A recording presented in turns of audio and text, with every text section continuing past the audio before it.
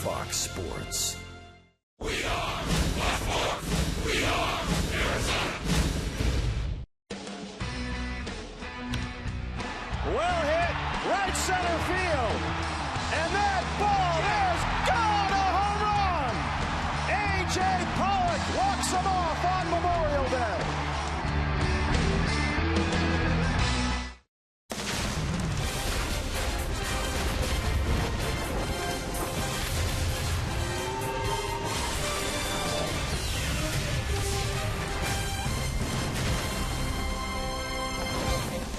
Home in the great state of Arizona, home sweet home after last night's dramatic win over the Padres. And fans today filing into Chase Field, where their D-backs have a chance to clinch their 6th win in the last 8 series. It's a matchup of left-handers here tonight, with Eric Stoltz facing Wade Miley as the D-backs look to continue their winning record in the month of May.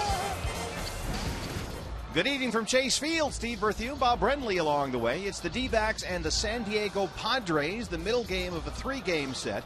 D-backs already 3-1 versus San Diego this year, and a chance tonight to clinch another series win here, Bob, and add to their winning record here in May. And it's not really too hard to figure out what has changed since the early part of the season when the Diamondbacks were struggling. We all think it starts with the starting pitching. You see the team ERA is down, the innings per start way up. They're pitching into the 7th inning. Along with that, the timely hitting has come along, hitting .272 with runners in scoring position. The defense has tightened up. All things that were failing the team early in the season. Now, everybody loved the way the game ended up here last night, but none more so perhaps than my partner Bob Brenly, because that meant a lot of free food for you. It was a fast food trifecta walk-off last night, a veritable cornucopia of fast food. The home run itself cashed in a jumbo jack. Well, that's good enough. I mean, most people would be content with that, but that home run scored the 6th and 7th run of the game, which means tacos! Boy, you gotta love it. And as if that's not enough, and don't you think it should be with the D-backs win? Papa John's Pizza. Man, I'm telling you, that was one of my favorite days in the history of Major League Baseball. A.J. Pollock is my favorite player of all time. Well, it's all about the 5 food groups, isn't it? We're set for first pitch here at Chase Field, making a name for himself and, well, feeding most of us, A.J. Pollock. More from last night's big win and first pitch tonight coming up next.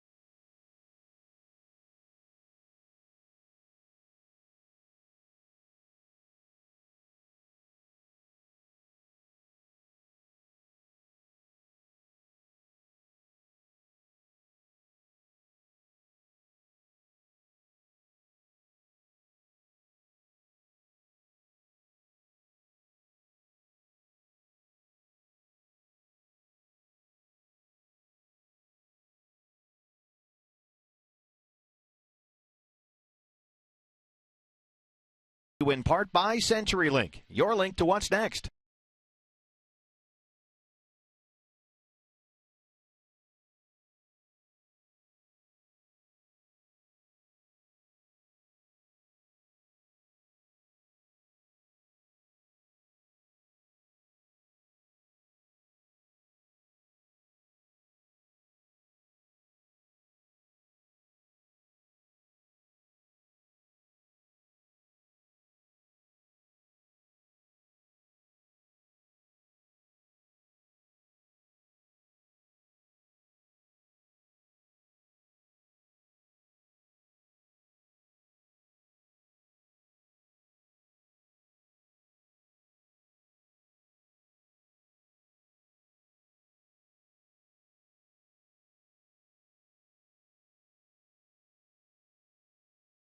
Is brought to you in part by CenturyLink, your link to what's next, and by Jack in the Box. If the D-backs hit a home run today, score a free Jumbo Jack tomorrow with a purchase of a large drink.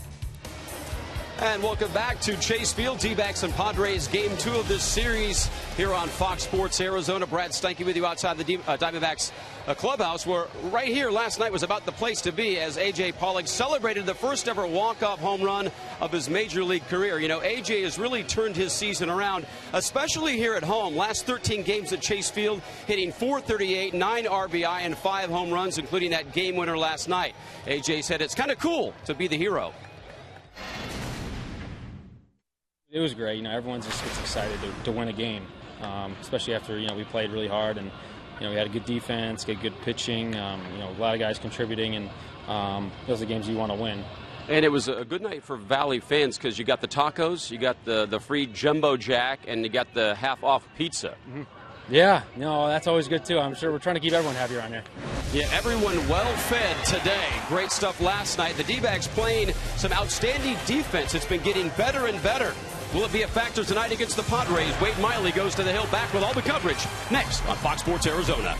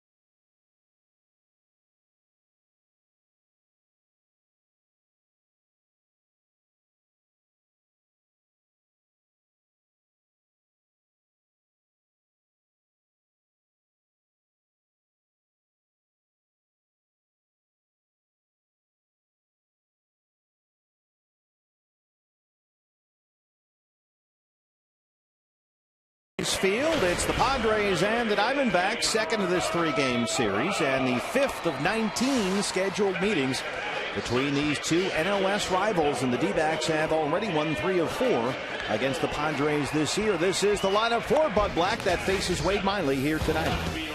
We'll lead it off with shortstop Everett Cabrera, 8 for 17 lifetime with a homer and triple against Wade Miley. Definitely have to keep an eye on him. Chris Denorfia batting second. Carlos Quentin in left field batting third. Chase Headley at third base. Jed Jerko over at second. Tommy Medica playing first base this evening. Cameron Maben out in center field. The catching will be done by Yasmani Grandal, and the pitcher on the mound, left-hander Eric Stoltz. D-backs have won 5 of their last 7 series since beginning of this month. The win tonight will clinch the series against the Padres and make it 6 victories in their last 8 series. And they can continue their winning ways in the month of May. Your Arizona Ford starting pitcher is Wade Miley, coming off a pair of losses against the Dodgers and the Cardinals. The command hasn't quite been there lately. 7 walks in his last 2 games and 1 win in his last 8 starts. Yeah, not only the 7 base on balls in his last 12 and 2/3 innings pitched, but a lot of counts where he's fallen behind, had to give into the strike zone, and opposing hitters made him pay a little bit. Didn't pitch poorly, just command wasn't as good as we've seen it at times. The switch hitting, Everett Cabrera batting from the right-hand side. He'll lead it off. Beautiful night to be at the ballpark. Glad you're with us on Fox Sports Arizona. Diamondbacks and Padres, second of 3, and there's ball 1.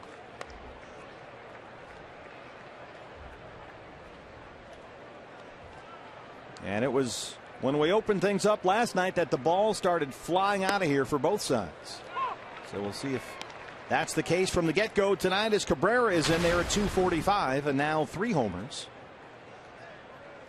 Turned on a couple of balls last night for a 3-run homer and an RBI double. And Brandon McCarthy in our Diamondback Live postgame show on Diamond Talk was talking about that on the radio side. He said he had to change his sight lines once they opened up the roof last night. And it's the first time he'd ever had that, where they opened up the roof midway through one of his starts, and it said it was an adjustment for him. Yeah, generally it only happens on those 5-10 starts in the afternoon. Obviously, a little bit too warm to open the roof when the ball game begins because the sun's still out and the fans on the right field side would just absolutely bake in here at Chase Field. So started with the roof closed, opened it up, and boy, when they opened it up, the offense has opened up. Yeah, you've got Cabrera, a guy hitting about $180 this month, but came in last night and just yanked a couple. In fact, he drove in 4 of San Diego's 5 runs. 2 balls and 2 strikes. And it's full. Miley immediately goes full on the first hitter. Here's Cabrera last night. This is a... Oh, that's legit right there. Oh, yeah. That's as good as he can hit a baseball right there. That was way back into the bleachers in right field, just inside that foul pole. This one is a fair ball down the right field line. Power over to cut it off. Cabrera heads for second. And he's in there with a leadoff double. That's his 11th double. And now we'll check on Cliff Pennington, who takes a tumble. Getting the start at shortstop tonight. Cabrera's coming up limping as well. For Cabrera, leads the majors in opposite field percentage of hits. He'll go up over 60% of his hits going to the opposite field. Hard head first slide, slams into Cliff Pennington. Looked like he rolled on that left ankle just a little bit.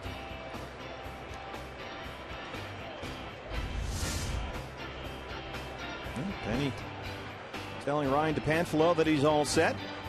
And now we'll check on Cabrera, who's over there with the trainer, and now Bud Black is involved in that discussion. He might have taken a whack to the head. Jose Valentin, the first base coach, in there as well.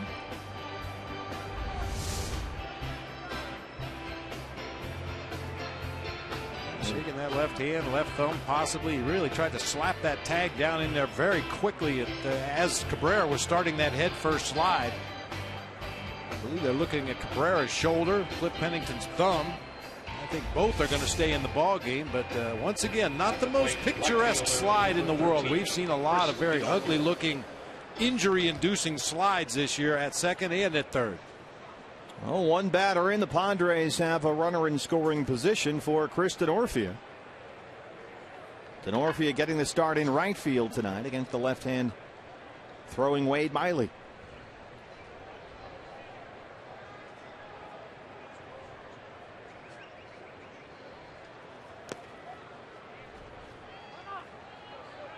And Denorfia, as some of these other Padre outfielders have come back from injury, guys like Maben and Quentin, he's seen his playing time decrease under Bud Black. He's had just 13 at-bats over his last 7 games without a hit, but he always, it seems, hits well at Chase Field. Yeah, if he's only going to play 1 series a month, it'll be here at Chase Field. Another one in the dirt from Miley, who's behind 2-0. 28 hits in 25 ball games here at Chase. 11 of those 28 hits have gone for extra bases. 279 and a homer.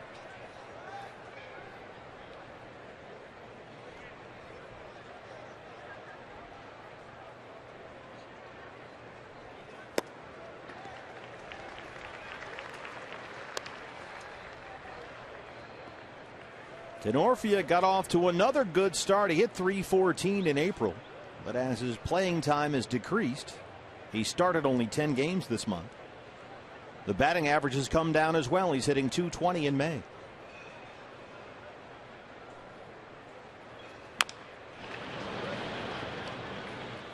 All right, to Glenn Hoffman at third. It's 2-2. Well, whether it's at first base or second base, you got to keep an eye on Everett Cabrera. 11 stolen bases in 15 attempts this year. One of the better base stealers in the National League. But Wade Miley's done a great job. He's one of only 7 pitchers in the National League that have not had a stolen base attempted against him. Got a bird halfway between the pitcher's mound and the plate. And now he'll rest on top of the backstop. Denorfia looks like he's trying to tee off. I think Denorfia did that bird a favor. If Miley had gotten to the bird before Denorfia, it might have been ugly. Dinner. Bounce to second. Backhand stop by Aaron Hill. Cabrera moves to third with 1 away. Well, we've already shown you Cliff Pennington getting the start for Chris Owings. Here are the Diamondbacks defensively. Cody Ross, A.J. Pollock, Gerardo Parra left to right across the outfield. It would be Martin Prado at third. Cliff Pennington, Aaron Hill, the double play combo up the middle of the field. Paul Goldschmidt over at first base with Miguel Montero behind the plate for left-hander Wade Miley. Cody Ross getting the start in left tonight. A.J. Pollock, last night's hero, out there in center. And Gerardo Parra, the 2-time Gold Glover, in right. The outfield straight away for Carlos Quentin. 1 for 4 with a single last night. In there at .389 and 2 homers. Just back from a bone bruise in his left knee.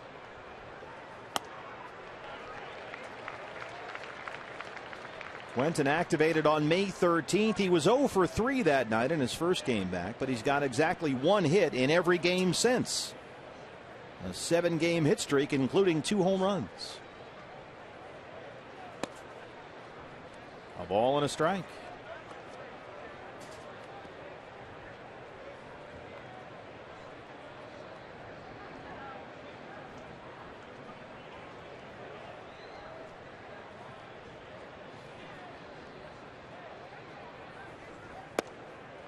You see Quentin with a very upright stance there. He's got chronic knee issues in both knees. And so he's made a conscious effort, Bob, to be more upright and put less pressure on those knees. Yeah, and I think that's an adjustment that a lot of players have to make in the latter stages of their career, especially guys like Quentin that have had knee issues. Yeah, he used to hit out of an exaggerated crouch, really used his lower half to drive into that ball, but has become more of an upper body hitter since the knee injuries. Yeah, the right knee has been an ongoing problem. He was taking lubricant injections just to keep playing on the knee last year before he finally was forced to sit out the rest of the season. Missed the last 54 games. 3-1 is in there for a strike, and it's full 3-2.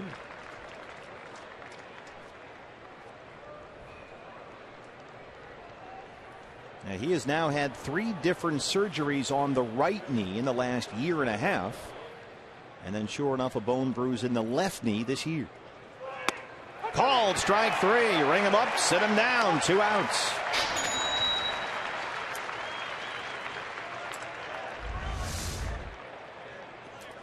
Guessing with 2 strikes, looking for something else from Wade Miley. Instead, he gets a 92-mile-an-hour heater right down the middle of the plate. That's been Wade's M.O. He refuses to give in. That's why it was so unusual to see him walk 4 guys in his last outing and 3 to start before that. Usually he attacks that zone in all counts. Ball 1 to Chase Headley, the third baseman. 208 and 4 homers. A slow start for Headley heading into his free agent season. He was 1 for 4 with a single last night.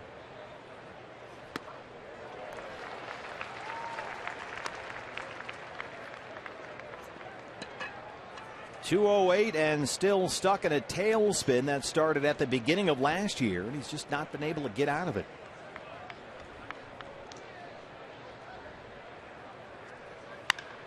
Wow. Cabrera had to duck and fast to get underneath that one.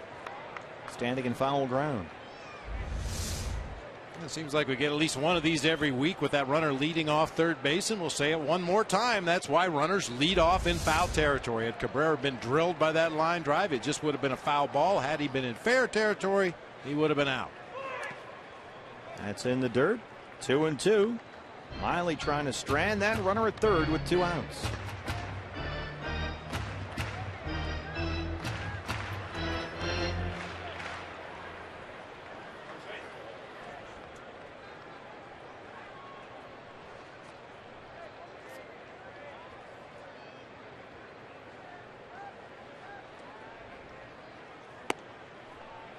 Another full count. A long first inning for Miley. 22 pitches now, only 11 for strikes. The third full count in this half inning for Wade.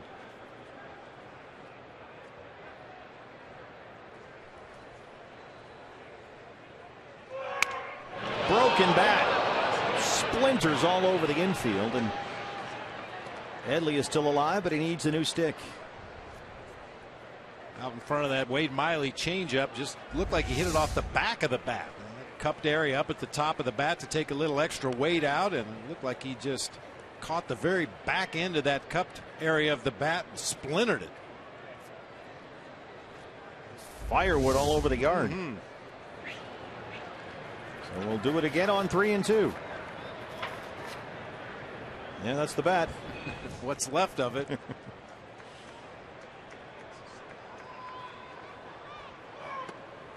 Ball 4.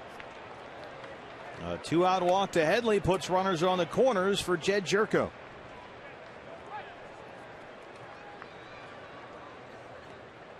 Second baseman, number 9, Jed Jerko. Jerko at 170 on the year, does have 5 homers. Cabrera at third and Headley at first. A disastrous start to his season for Jerko. 1 for 4 with a single last night, trying to get out of it. This is out into right, Parra near the line. And he's got it. Wade Miley strands 2 and gets us to the home half. We are open up and playing ball at Chase Field.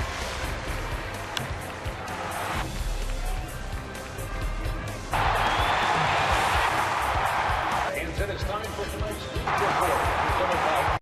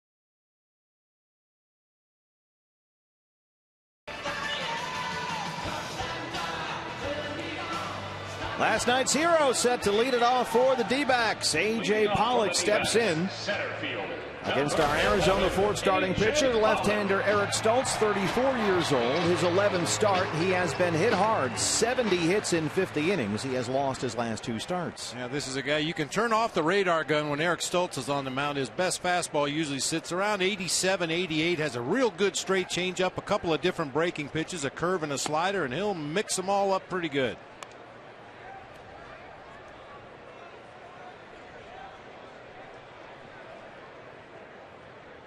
Not a strikeout pitcher at all. His high for the year is 4. He is, however, a strike thrower. He is in and around the zone more often than not. AJ at 296, 3 hits last night, including his first career walk-off homer, his 6th of the year. Stoltz has an active streak of 18 starts without allowing more than 2 walks, 2 or less.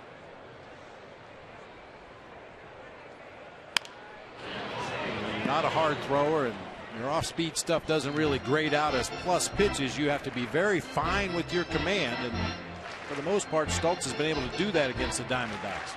And against everyone else as well. He has walked a total of just 3 batters in his last 7 starts. In fact, this year Stoltz has given up more home runs than walks. 2-2 on AJ. And so, like Wade Miley, Stoltz starts off with a full count to the first hitter.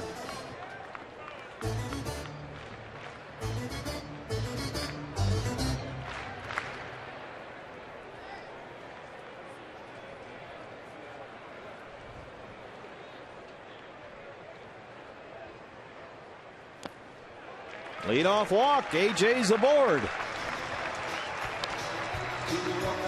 This is the lineup for Kirk Gibson's D-backs against the left-hander. Good start for A.J. Pollock, drawing the base on balls to get it started. Big night last night. His first career walk-off homer just to the right of straightaway center field. He'll be followed by Gerardo Parra and Paul Goldschmidt. It'll be Miguel Montero, Martin Prado, Aaron Hill in the middle of the lineup. Cody Ross, Cliff Pennington, and Wade Miley bring up the rear.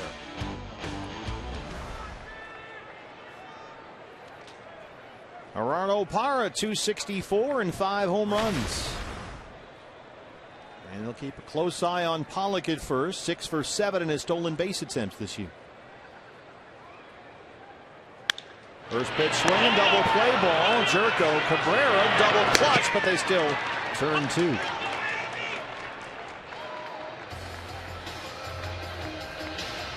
First baseman, number 44.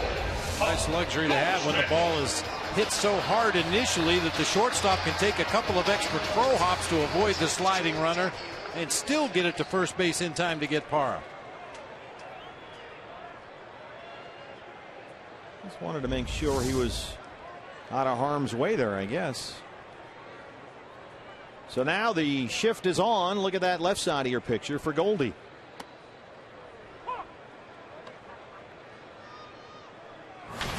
Paul Goldschmidt, 304 and 9 homers. Boy, he's just throwing these little lollipop breaking balls in there. He throws that slow curveball occasionally in the low 60s. 66 today, feeling strong. Bringing the heat. Goldie, an RBI single last night. He scored a run. Arroyo-esque, if you will. Got a chance to sit down in Chloe's Corner with Bronson today and film a cup of coffee episode. That'll be airing on Fox Sports Arizona next month. Goldie strikes out. And we are through 1 at Chase Field. D-backs and Padres. No score.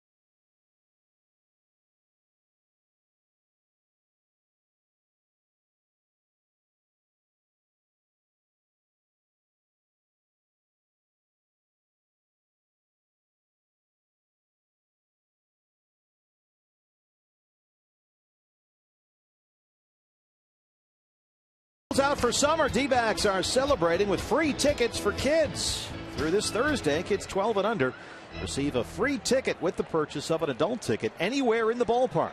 For more information and to get your tickets, visit dbacks.com/kids. A whole bunch of kids in here free. Last night, more than 35,000 joined us on Memorial Day. Tommy Medica playing first base, leads off the second.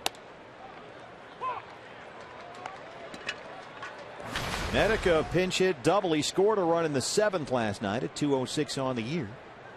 He's only played in 17 games. He just was recalled from the minor leagues. Saw Tommy Medica play a lot in the fall league last year. Roof and panels open. Beautiful night in downtown Phoenix.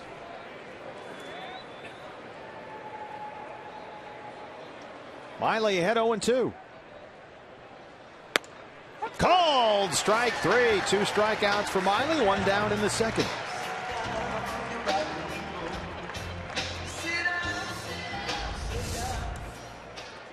Center fielder. Wade Miley caught Carlos Quinn looking at a fastball on a 2-strike count, and now Tommy Medica takes one outside part of the plate down there at the bottom of the kneecaps. Not sure what kind of book the Padres have on Wade Miley. It looks like they're looking for off-speed pitches. Maybe that slider in the 2-strike counts as a put-away pitch, and Wade has snuck some heaters in there. You can see right there Cameron Maben still without an RBI or a home run this year. He looks at strike 1. He does have a hit in 4 of his last 6 games. He came into last night's ball game late as a defensive replacement, just in time to watch AJ's walk-off homer sail over his head. Well, this is one of those oddities. I don't think you can attribute it to anything, but Wade Miley probably took a big deep breath after retiring Tommy Medica, the number 6 hitter in the Padres order. Number 6 hitters against Wade Miley this year have hit 5 of the 10 home runs. This one is bounced to short right to Cliff Pennington. Nice sweep by Goldie. 2 down. Hey fans, it's that time again. Tweet us your photo using the hashtag AZFanPhoto for your chance to have your picture shown in our game broadcast. It's brought to you by AT&T. 2 down for Yasmani Grandal, the catcher.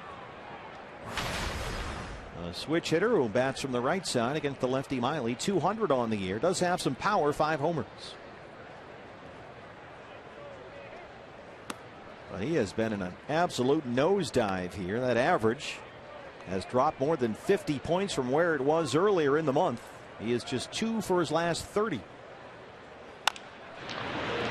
Caps 1 to first. Goldie takes it himself. Miley has retired 4 in a row. No score at Chase Field.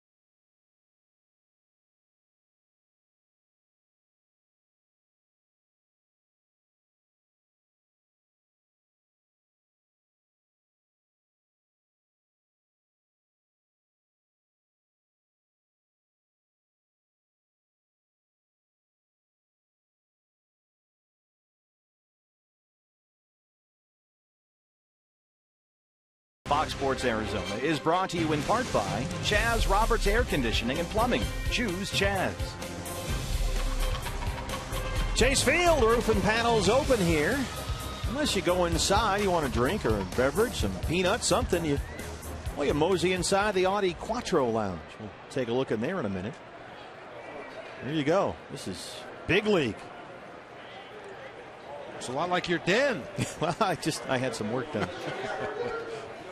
Miguel Montero leads off the second. There they are watching the game on TV. Having a drink in the Audi Quattro Lounge here at Chase Field. Strike one to Miggy.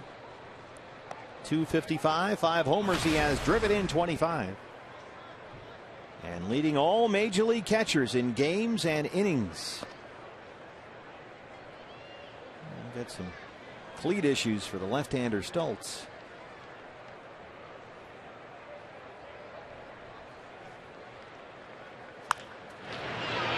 Roll to second.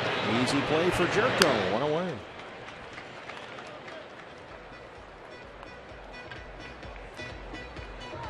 Let's take a look at our Valley Honda keys to the game tonight. After the way that game ended last night, feed me! Get in my belly! And with the Phantom Cam here at the ballpark for this series, we're going to hopefully show you some pitches and the difference in the grips and the release point of those various pitches. I mentioned earlier, Stultz throws fastball, curveball, slider, changeup. Wade Miley basically sinker slider with an occasional changeup. We'll hopefully show you the difference in those pitches as we move forward. The Phantom Cam, Fox's Phantom Cam is with us this week, so we'll take advantage. 1,580 frames a second on the Phantom Cam, so we get you those great looking super slow-mo shots. A ball and a strike to Martin Prado.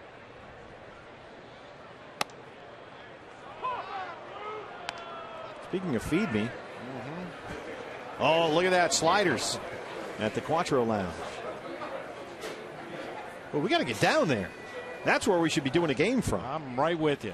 I like the mood lighting down there. Definitely like the food. Reminds you of the lava lamps you probably had as back in your playing days. Black lights and lava lamps. 2-2. This is in the air to left, and Martin Prado has hit his first home run. He just missed it last night. He's got it tonight. Number 1 for Martin.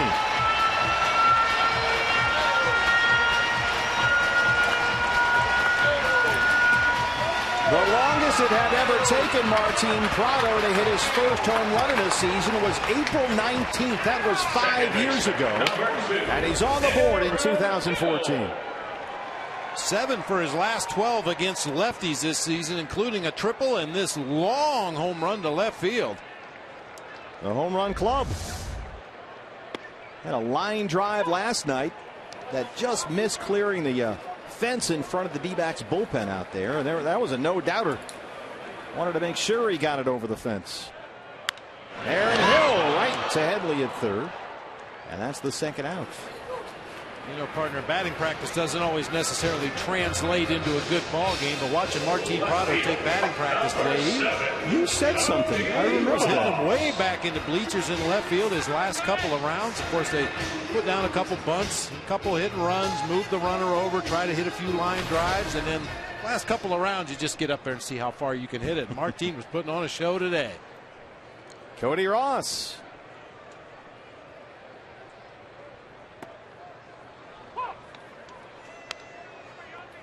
The 10th home run given up by Eric Stultz this year.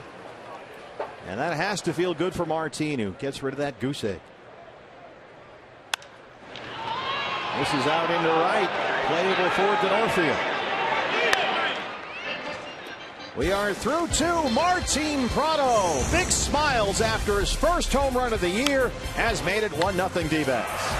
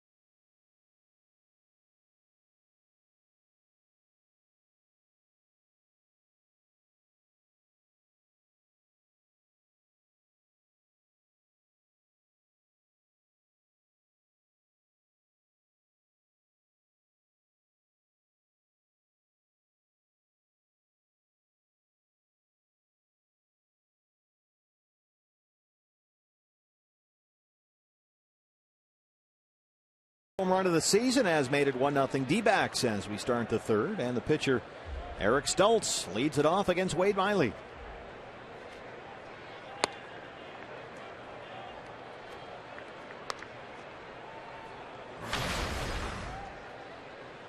Wade hasn't been terribly efficient here tonight. There's a strike. 35 pitches, only 20 for strikes, and when Wade's pitching well, he's getting quick outs. He's not going deep into counts. And he's got good command when things are going well. He's not nibbling at the corners. And most importantly, he's throwing ground balls, and that's been a big part of Wade's issues this year when he hasn't pitched well. Fewer balls hit on the ground against him and a lot more in the air.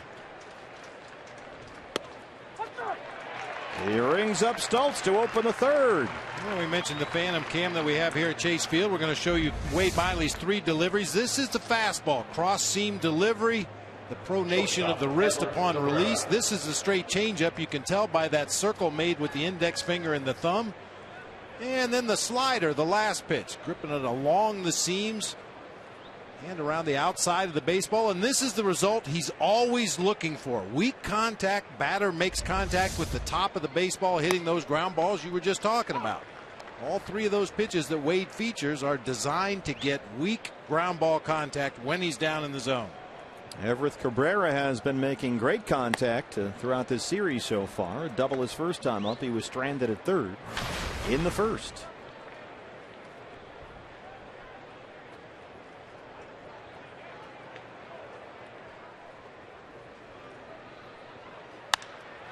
And again, he shoots it down the right field line. Parra cuts it off, and he holds Cabrera to a single. And that's the second game in a row now. We've seen Parra throw one away. It gets behind Miggy, and Cabrera gets a free 90 feet. Well, there's no nice way of letting the Diamondbacks out of that one. That was not well executed. Well, we've seen Parra do that before, where he kind of baits the runner into taking that big turn at first and then tries to snap a throw in behind him. Another opposite field hit for Cabrera. It wasn't the greatest throw in the world, but Miguel Montero, still at home plate, gets down on a knee to block that ball, and it still gets through. That is a single and E2 error on the catcher, putting Cabrera at second with 1 out. Here's Chris Denorfia. Even getting down on those shin guards to block that throw at the plate area there. Miggy just came up with his head a little bit. And even if you are down on a knee, if there's the slightest gap for that ball to sneak through and you don't look it all the way into the glove, it's got a chance to get by.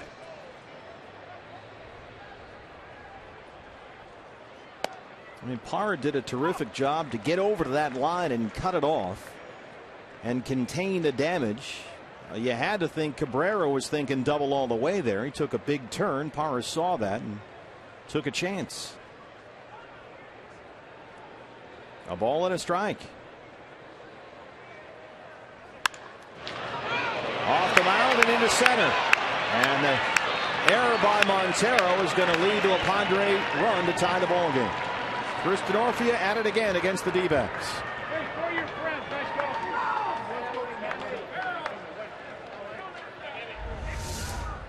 Boy, go figure. Somebody's getting Chris Denorfia out. The Diamondbacks have had all kinds of issues. Unfortunately, Aaron Hill there, after jockeying Cabrera back to the base, was retreating to his second base position, and then the ball was hit right back to the location he was.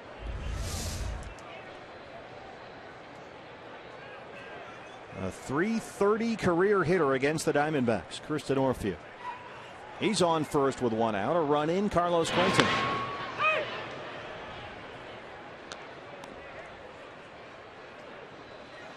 Quentin struck out looking his first time up.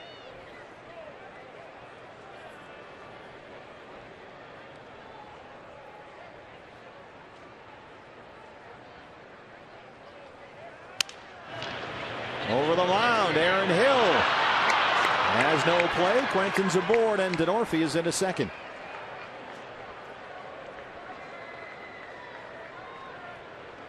We saw the Padres have some rough moments defensively last night. Tonight it's the Diamondbacks. Well, there's that weak ground ball contact. Unfortunately, right up the middle of the field. Aaron Hill was actually on the shortstop side of the bag. That one hit him in the bare hand before he got leather on it.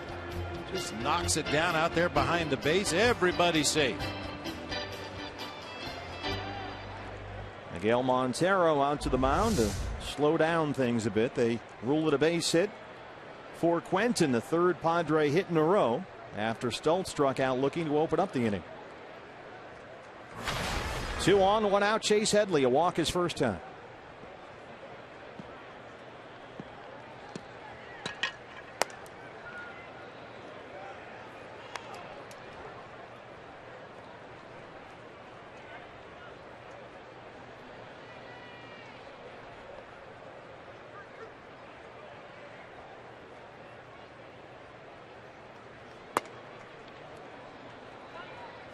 Headley missed about 2 weeks with a right calf strain, suffered near the end of April. Activated by the Padres May 10th. Since then, he's hit .240. He was hitting less than .190 when he got hurt. And he hits that one hard down the line and into the left field corner. Tedorfield will score. Quentin is in at third. The Padres have a 2-1 lead. 4 straight hits for San Diego.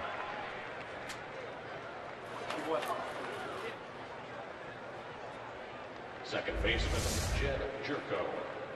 Pitch up over the heart of the plate to Headley, who buggy whips it down that left field line. Really nice play by Cody Ross to get to that ball in the corner and immediately come up firing to second base. That holds Headley to a single, keeps the double play in order. If Wade Miley can get a ground ball right at one of his defenders, he could avoid any further trouble here in the top of the third. Mike Harkey out there for a conversation as Jed Jerko steps up.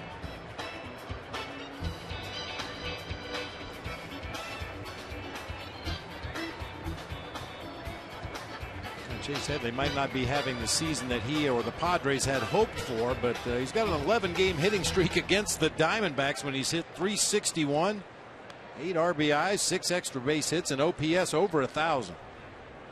Well, this is something that has bitten Diamondback starters from time to time the last couple of years, the big inning. And a ground ball here would go a long way. Jerko flied out to right his first time.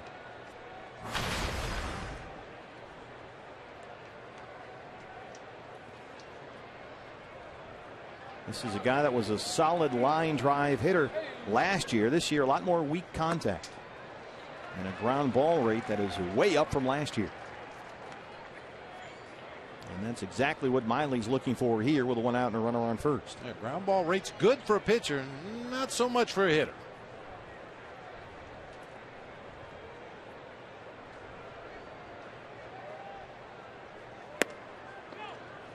Called strike 2.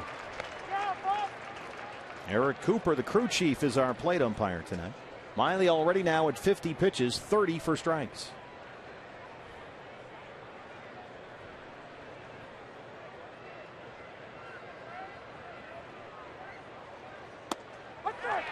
Called strike 3. 4 strikeouts for Miley, 2 down in the third. All 4 strikeouts looking. Well, that fastball and the 2 strike count's been a good weapon for Wade tonight. Apparently, Padres have some kind of report to look breaking ball or off speed pitch in those 2 strike counts. They've taken some very hittable fastballs right over the plate.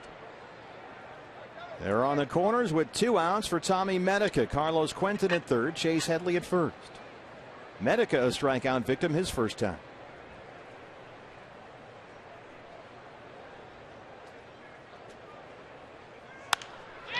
That is into right. Quentin scores, 3-1 San Diego. 5th hit in this inning against Wade Miley. Center fielder, Cameron Davis. We saw the one bad inning plague Brandon McCarthy last night in that 6th inning. Gave up 5 base hits and 3 runs, and now another big inning here tonight in the 3rd for the Padres. Assisted by an error in the inning and another misplay up the middle of the field that went as an infield hit. Cameron Maybin, a ground ball out his first time.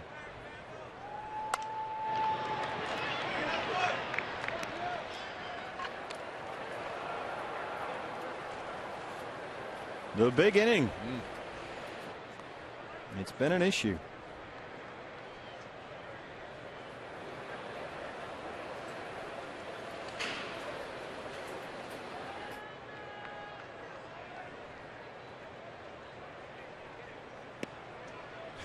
Saw Brandon McCarthy earlier this afternoon with a tube of super glue and some metal screws climbing up the ladder to the roof here at Chase Field. He's going to make sure they couldn't open it up again. He's going to make sure they never get it open again. He said it was the first time he'd ever been through that. He pitched with it open and with it closed, but not both in the same start, which apparently made a difference. 1-2 now. That is engineering control. I thought you controlled this. No, the governor's got the remote. Oh, yeah.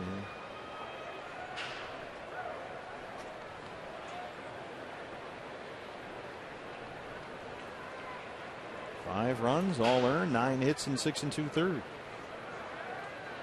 Padres last night, 4 runs on 4 hits in the 5th, including that big 3-run homer by Cabrera. Miley had a Maybin, a ball and 2 strikes.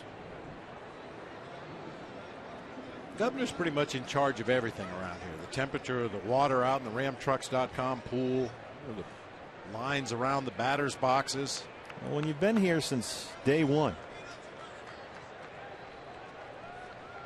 you get a lot of leeway. There is Greg Schulte, the one and only radio voice of the Arizona Diamondbacks.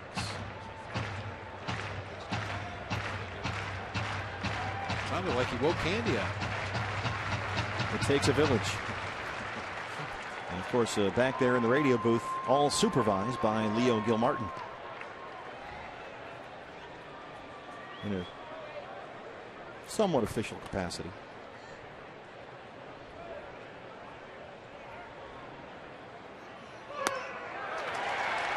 Five strikeouts for Wade Miley. He strands 2, but the Padres get 3, and they lead it 3-1.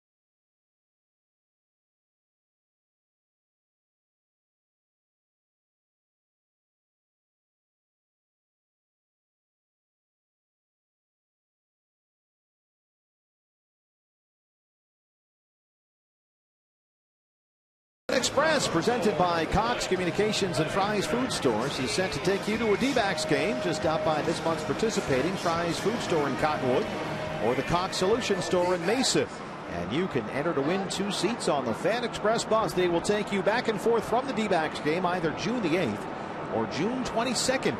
For more information, visit foxsportsarizona.com. Cliff Pennington leads off the Arizona third against Eric Stultz, who's now got a 3-1 lead.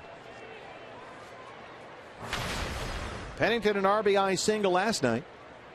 And this is another guy who hits Eric Stultz very well. 5 for 8 against Stultz, including a pair of doubles. So he is in there for Chris Owings, who's been scuffling a bit lately, so CO getting a night off. Pennington yanks that one down the line. Just missed it. Paul Nart, the third base umpire, right on the line, straddling that foul line, and that one didn't miss by much. Cliff Pennington probably wants the roof closed. Maybe just enough wind to push that one into foul territory. And check with the governor. Kurt Gibson out there talking to Paul Nart.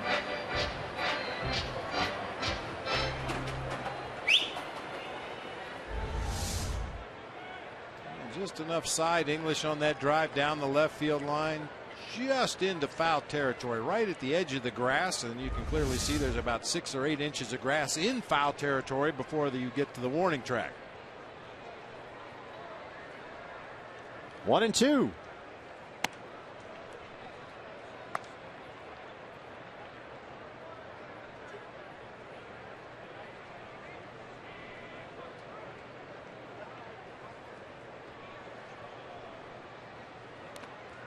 That one's in the dirt, and it's full to the leadoff man here in the third. There's Chris Owings, 0 for 4 last night, couple of strikeouts.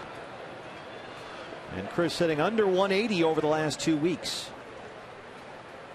All part of the process when you're a 22-year-old rookie in the big leagues.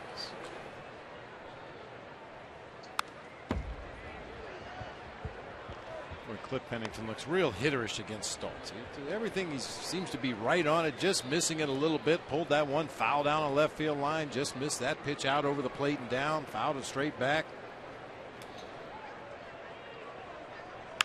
On a hop and off of Headley. Cabrera has a play. No, he'll eat the ball, and Pennington's aboard. He hit that hard right to the Padre third baseman. Headley had one go off his glove in the hole last night. That was off his shoulder, it looked like.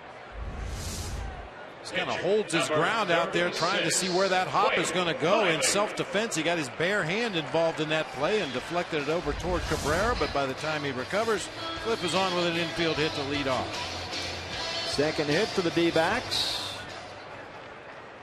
And speaking of looking hitterish, here's Wade Miley.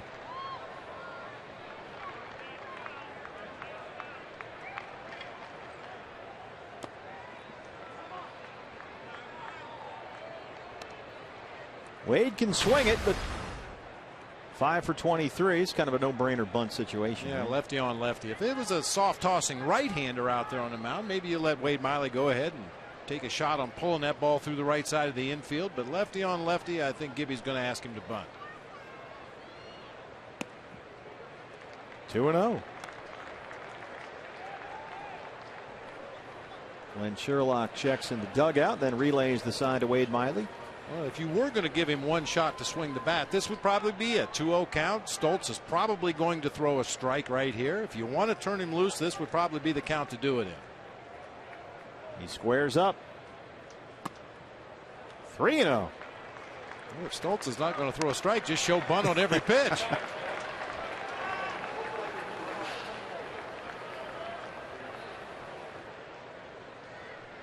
Saw a little flash of the one finger there from Glenn Sherlock at third. Squares up again on 3-0. There's the strike. Taken all the way that time. That's a universal sign, just holding the one finger up. Although occasionally coaches down there will get tricky. If the one finger is pointing toward the field, that means go ahead and swing away. If it's pointed toward foul territory, that means take the pitch.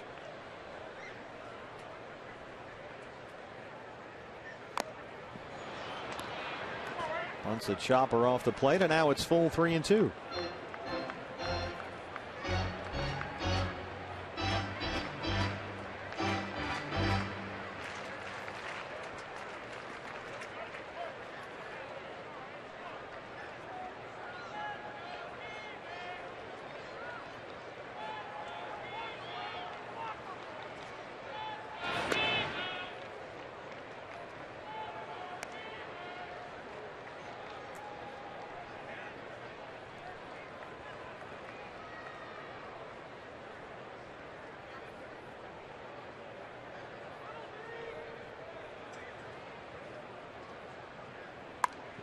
Miley gets it down, and Medica has one play. Well, as A.J. Pollock makes his way to the plate, the hero of last night's game, buckle up, fans, because anytime the D-backs score 6 runs or more, Taco Bell is giving away 3 free tacos with the purchase of a large drink between 4 and 6 the following day at participating locations. And when the Diamondbacks win, you win at Papa John's. The day after every Diamondbacks win, you get 50% off your regular menu price online order at Papa John's. Enter promo code DBACKS50 at papajohns.com. Cashed them all in with one swing of the bat last night.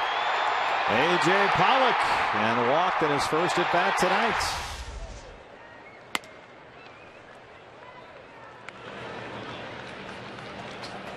Mike Harkey, the pitching coach, on the bullpen phone. Mel Stottlemyre Jr. on the other end. A.J.'s walk back in the first, his first base on balls in his last 40 plate appearances. He's been up there swinging.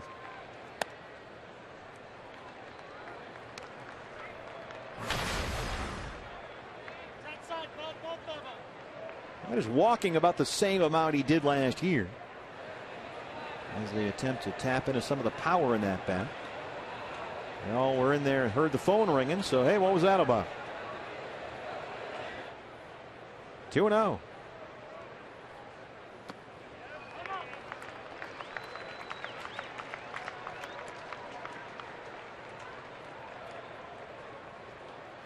Big numbers with runners in scoring position for A.J. this season. He's 5 for his last 10 with runners in scoring position, with a homer, a triple, and 5 driven in.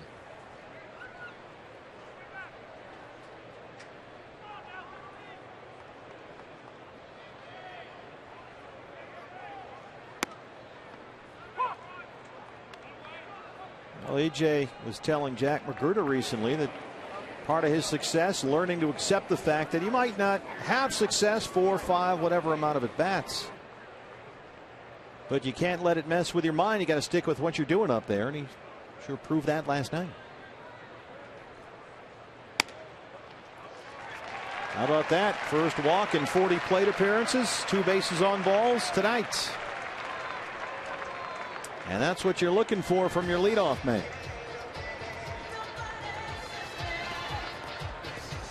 Right fielder,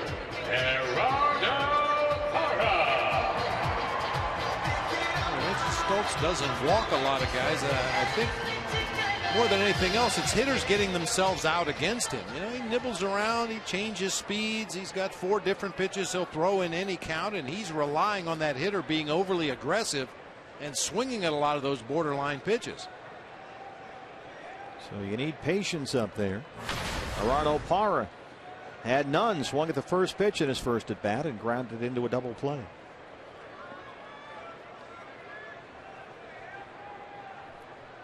Two on, 1 out.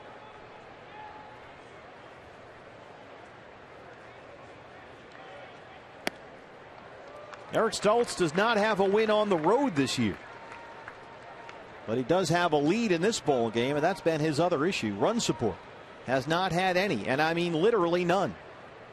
In half of his starts this season, the Padres have given him 0 runs.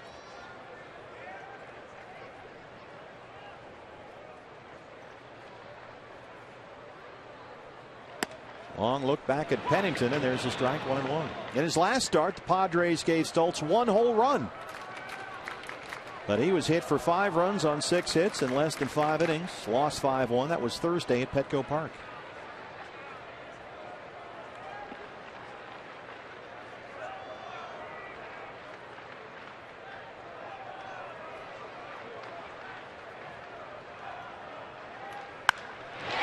This is in the air to center field. Maben at the track. He has room. Pennington tags and heads for third. A.J.'s in at second. Heads up base running by the Diamondbacks. Parra gave it a ride, and Pennington and Pollock move up 90 feet.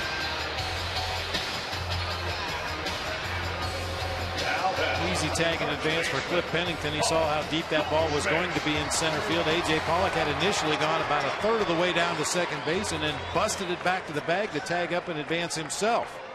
Now a single can tie the ball game. 2 on, 2 out for Goldie, who struck out his first time. And they're not going to mess around. They will walk Goldschmidt and work to the left-hand hitting Miguel Montero, who's on deck.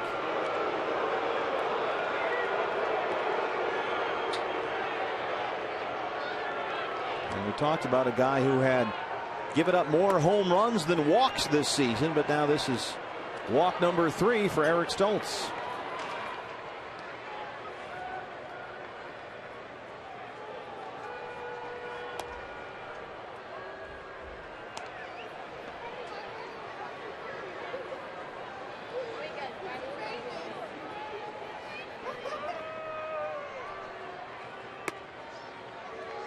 Diamondbacks have the bases loaded with 2 outs. And here comes Miguel Montero.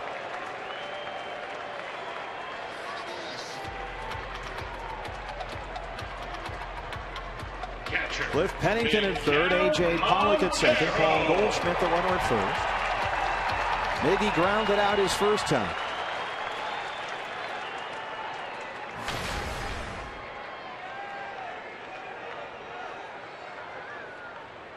One for 3 this season with the bases loaded. The 1 base hit drove in 3 runs. And with runners in scoring position this year, Miggy's been one of the more consistent hitters, batting .314 with runners in scoring position. Stoltz jumps ahead 0-1.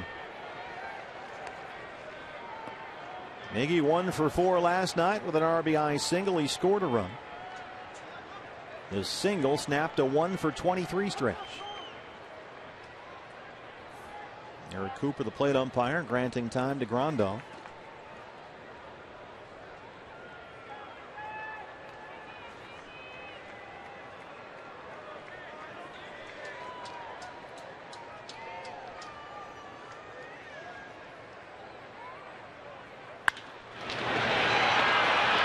Right to Jerko at second, and the D-backs leave them loaded. We are through 3. They trail the Padres 3-1.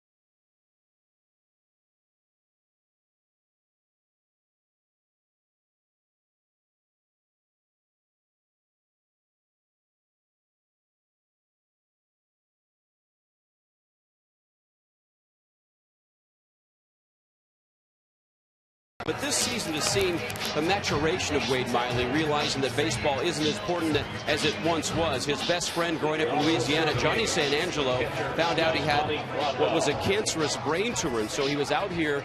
April 1st had the operation here. There's a shot of Wade and Johnny San Angelo. Both went on to play college baseball, and as he left that day early in the morning, Johnny told Wade's dog Sassy, who they become quite close, that he'd be back, don't worry. And so Wade went on to pitch that night, and the team rallied back, won that game, and certainly Johnny has done the same thing. He is now cancer-free. He is back home in Louisiana, but good news, in a couple of weeks he'll be out here again, teaming up with his buddy Wade Miley, bringing some Cajun cooking. But just a phenomenal story of courage and perseverance. And if you missed it on our latest edition of 10th Inning, we re-air that program Thursday at 5:30. But Wade Miley, a young man we've seen grow up over the last couple of years, but it's a very touching story, and just great news that Johnny is doing much, much better.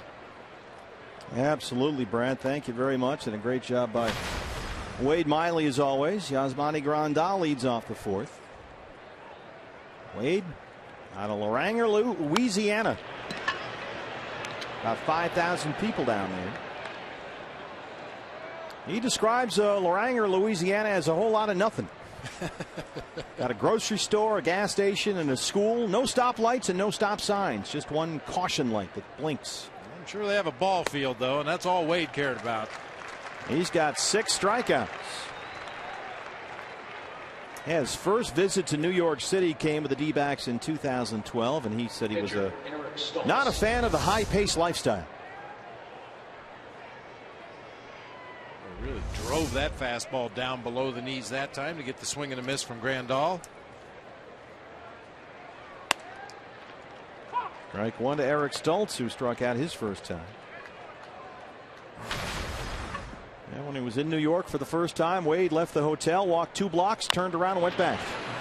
He had enough. Good Slow choice. roller to second. Aaron Hill throws him out, 2 down. Hey fans, Pepsi for the thrill of the game. Baseball is happening all around us, so go grab a Pepsi and some friends and join us at a D-backs game and live it. It's time to live for now. Pepsi, the official soft drink of the Arizona Diamondbacks. We back the D-backs. That'll make it 4 Pepsis. Just charge it to the Schulte account. Yeah, that's what we do. Has he caught on to that yet, by the way? I don't think so. He just keeps paying the tab at the end of the month. It all works out. Everett Cabrera. Boy, this guy's had a tremendous series so far, and we're just getting started. A home run and a double, 4 RBIs last night, a single and a double. He scored a run tonight.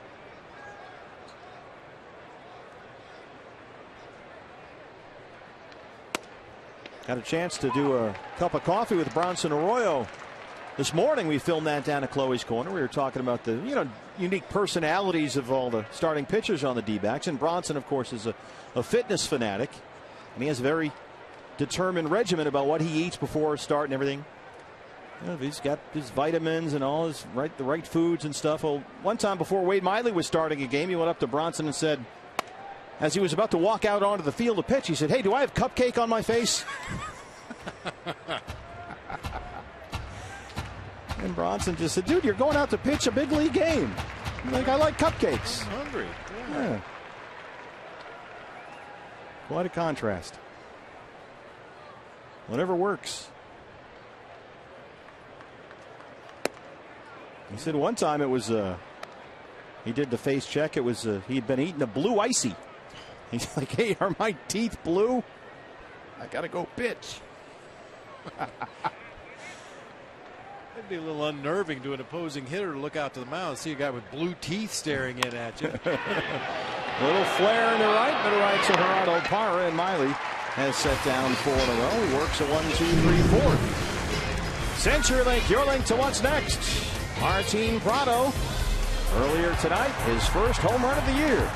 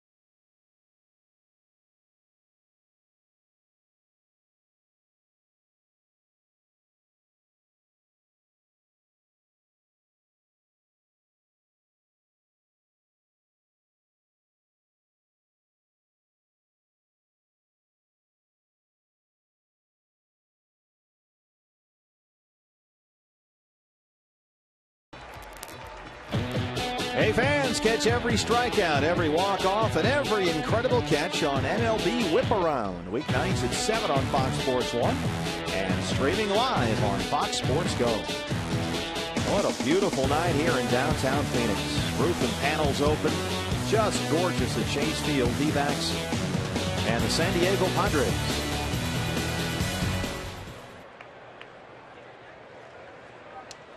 (3-1) Padres, home half of the fourth. Martin Prado leads it off against the left-hander.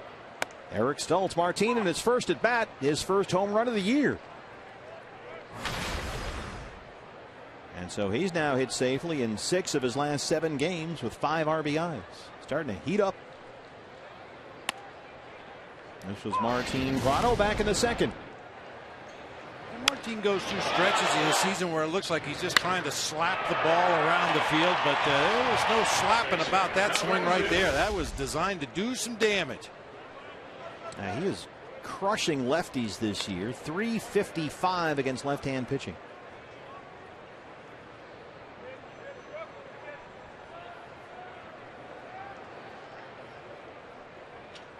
One-two is on the ground to short, right to Cabrera. 1 away in the fourth. It was a big day all the way around the Diamondbacks organization yesterday. Not only did the big team win here on A.J. Pollock's walk-off homer, AAA Reno won, pushing their record to 29-22. Mike Bolsinger got the win.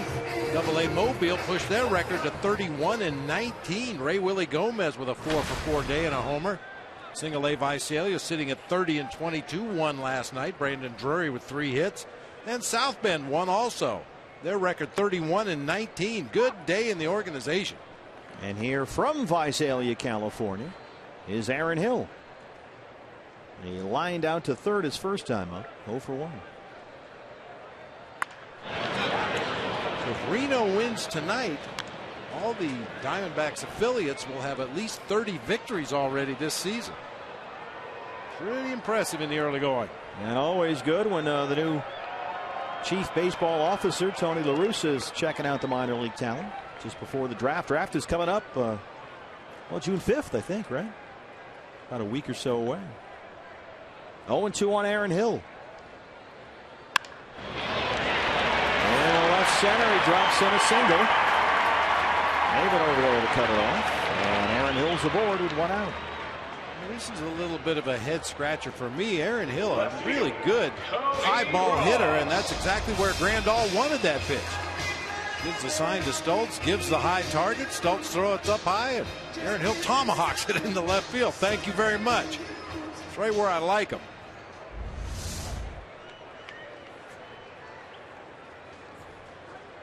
And here's another guy that crushes lefties. It's Cody Ross. Cody flied out his first time. Cody has always been a guy that hits left-hand pitching. .353 versus lefties this year. Last season, he was the most effective hitter in the game when facing left-hand pitching, a .391 average.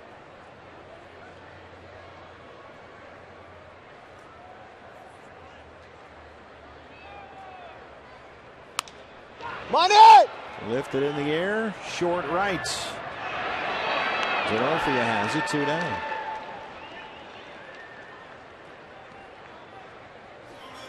Brings up Cliff Pennington. Cliff single his first time up.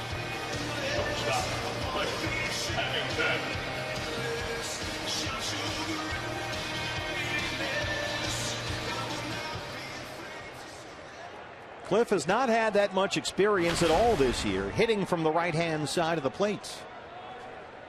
Only 12 at-bats, but he's got 6 hits.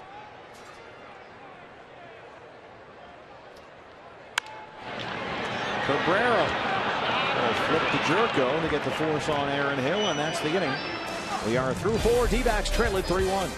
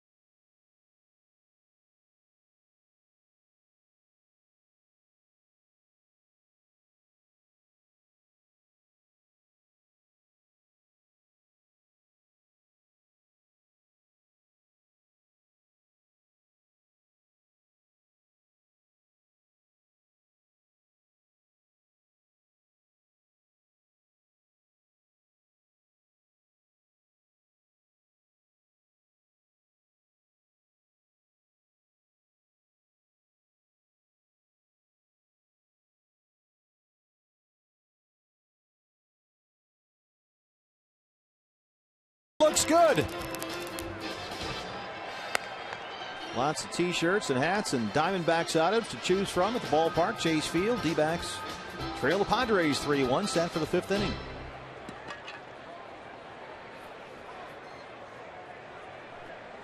If you're looking for a birthday gift, the Big Hurt. Headed to the Hall of Fame with Tony La Russa, Jeff Bagwell, the pride of Hartford, Connecticut. And here's Kristen Orfia.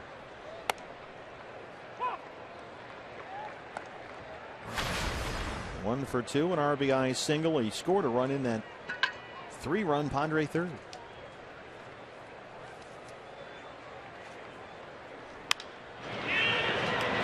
Lifted in the air to left. Easy play for Cody. One down. 5 in a row sit down. Pardon me, partner. But occasionally our field mics will pick up some voices on the infield. That ball was put into play, and you could hear at least a couple of different guys screaming in. A lot of times in the outfield, you don't hear the contact as well as the guy behind home plate or the guys playing on the infield. Sometimes even the guys on the bench.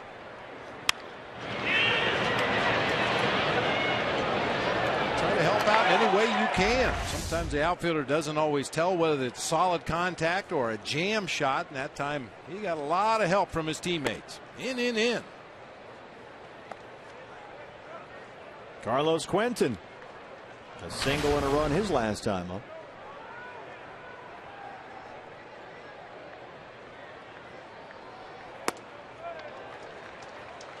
People used to kind of almost start to get upset when pitchers would just point to the sky anytime the ball was popped up or there was a fly ball. Trying to help his defenders behind him. This is over our heads back here.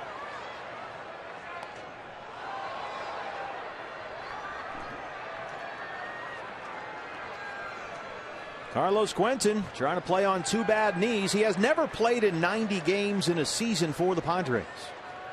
In fact, he's played in over 100 games in a season, only 3 times in an 8-year career. And he strikes out there. That's 7 strikeouts for Miley, who is now set down 6 in a row. Big thanks to Fred Dominigoni, our audio guy down in the truck, getting those sounds of the game from field level. I love to hear stuff like that. Another beautiful Arizona sky here in the great state of Arizona. Chase Field, downtown Phoenix. Chase Headley, an RBI single his last time.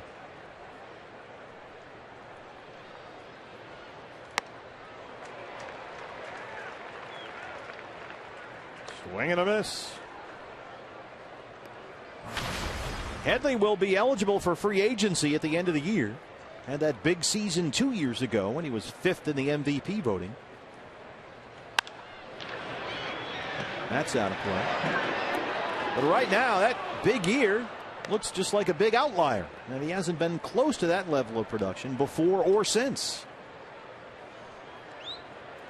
And there was a lot of scuttlebutt last year about the Padres trying to make him the highest paid player in their history. He would not negotiate during the season. He goes down there.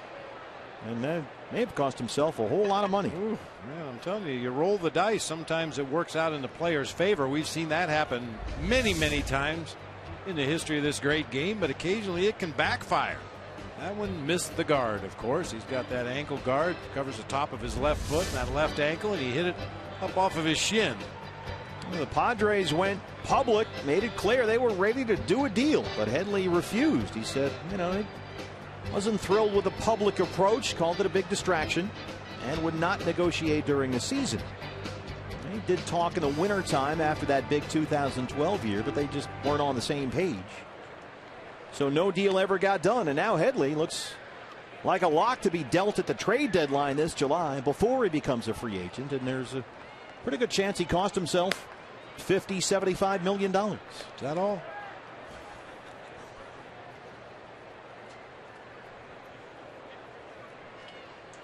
That kind of money will just mess up your tax returns. Hardly worth the trouble. 8 strikeouts for Wade Miley. He works a 1-2-3 fifth. Back-to-back 1-2-3 innings here at Chase Field. Diamondbacks down 3-1.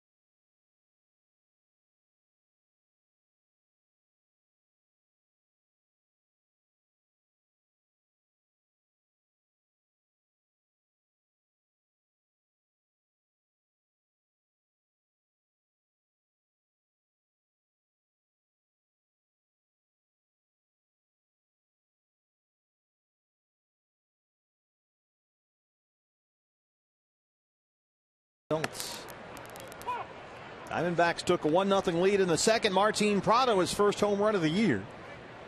But the Padres responded with 3 in the third on 4 straight singles. They had 5 hits in the inning.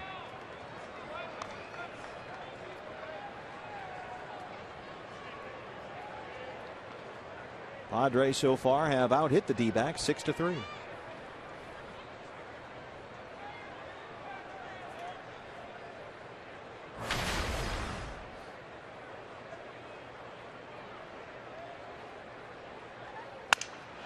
Right back to the mound.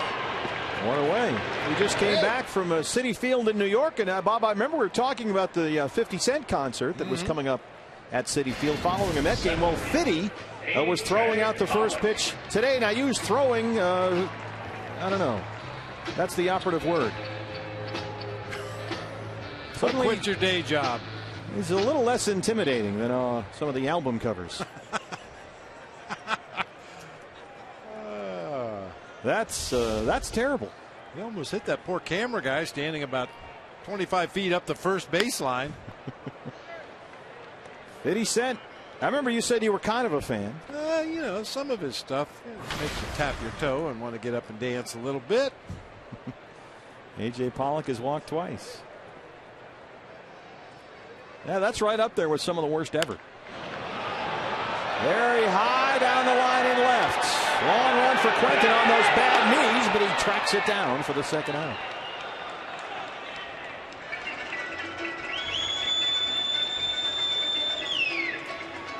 Look inside the D-backs team store here at Chase Field.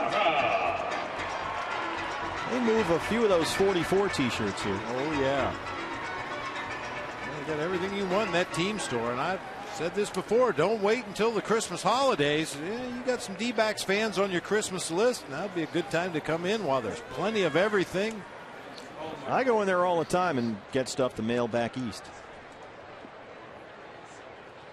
Gerardo Parra 0 for 2.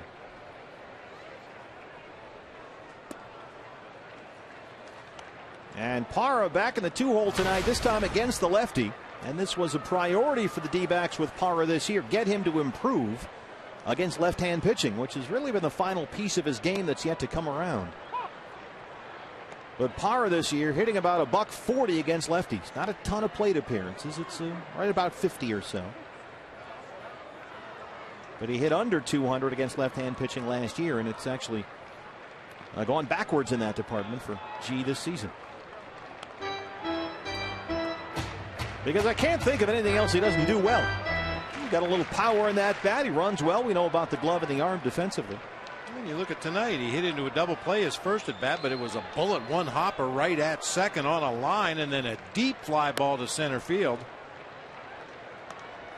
Both runners were able to tag in advance from first and second. He hit it to the warning track right in front of the 407 mark.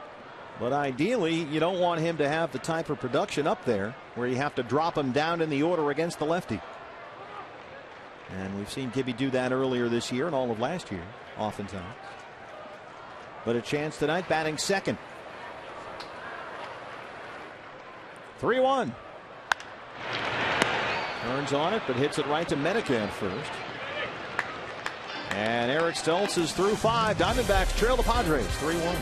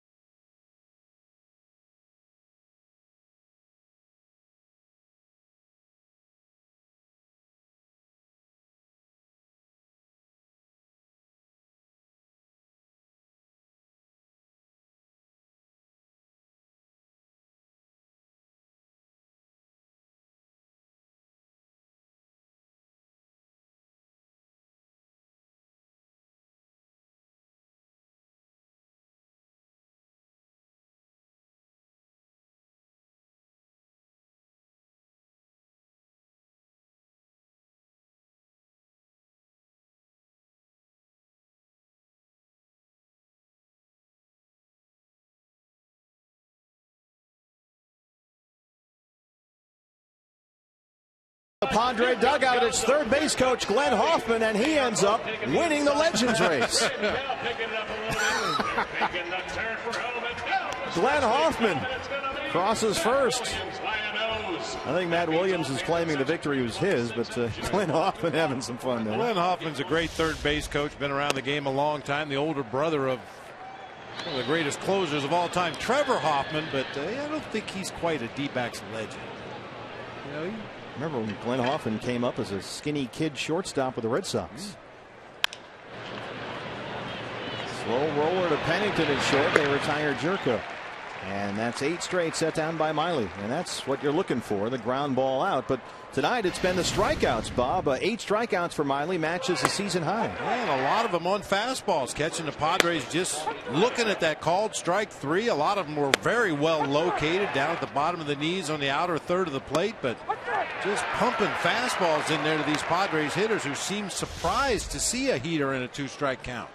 And again, it's a case of the big inning biting a Diamondback starting pitcher. And 3-run third in which the Padres had 5 hits. Tommy Medica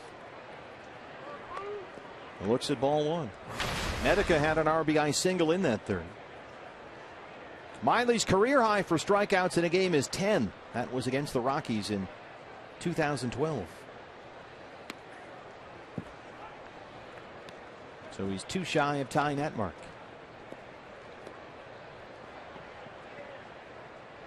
Glenn Hoffman kind of looked like Brian Henry and our director Mitch Riggin at the Banner Day race. Banner Day at Citi Field. They kind of snuck into the line. Medica yanks that foul. And it was a banner day for the whole Fox Sports Arizona crew. Taking part in a great Met tradition of Banner Day. But Glenn Hoffman pulling a Rosie Ruiz here tonight. This was Banner Day. There's Mitch Riggin in his linen pants and Brian Henry from the Fox Sports Arizona crew. Look at Howie Rose on the end there. He's one of the judges, the Met radio voice. And Howie was a little confused. Medica got his second hit. He's aboard with a 1-out single.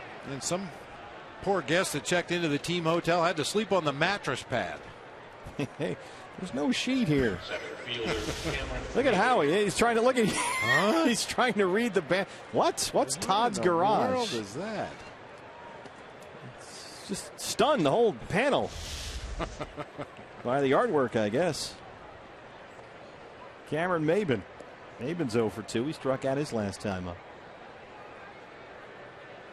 But Banner Day is a great tradition, going all the way back to when Casey Stengel was the Mets manager.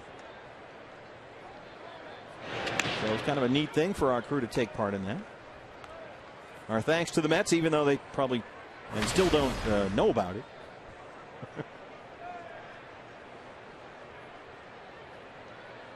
Cameron Maben, you see there, still without an RBI or a home run this year.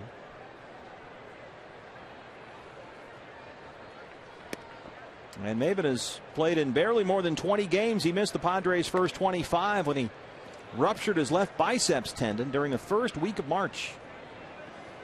And he's really had some injury issues. Last year, he played in only 14 games all season. Tore a ligament in his left knee, came back, and then injured his wrist and needed surgery. And so he is yet to find his offensive game.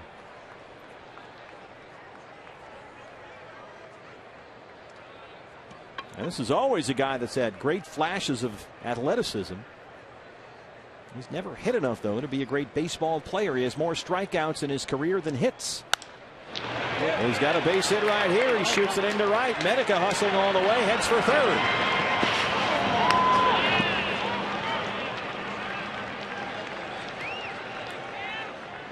Very aggressive base running there by the Padre rookie. Yeah, Tommy Medica showing some good speed going first to third on that hard hit ball to Gerardo Parra in right field. Not very many base runners take liberties on Parra, but he got to the ball quickly, unleashed a strong throw, and Tommy Medica in easily at third base with a slide. And so Miley, who had retired 8 straight, is looking at Medica on third and Maben on first. 1 out, and the batter is Yasmani Grandal, the catcher. Hey fans, Sunday, big day for us here. It's Baxter's birthday, and you could be at Chase Field and help him celebrate when the D-backs take on the Cincinnati Reds. First 5,000 kids get this Baxter Ears baseball cap.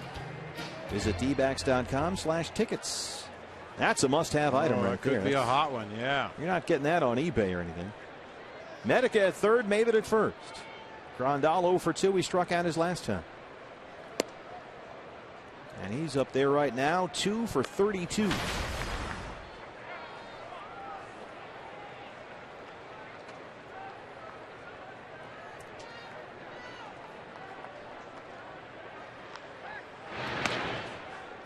Now we know Ralph Kelso's fired up. Well, he always is. Yeah, for D. Baxter's birthday, though. I mean, he is and has been the president of D. Baxter's fan club since day one. A lot of paperwork there for Ralphie. He's always in here filling out his paperwork. Hey, Ralph. One of the all-time good guys. Good screen. Ralph, you got some snacks behind you? What's going on? But got some food back there. All right, yeah, between innings. Now, how do you get to be president of the D. Baxter fan club? I don't know. I was blessed with that. The appointment comes from on high, apparently. 1-1. Well, I guess that was cleared through Greg Schulte. It had to be. Everything has to go through the governor. Are you president emeritus, Ralph? There are no term limits on that. 2-1.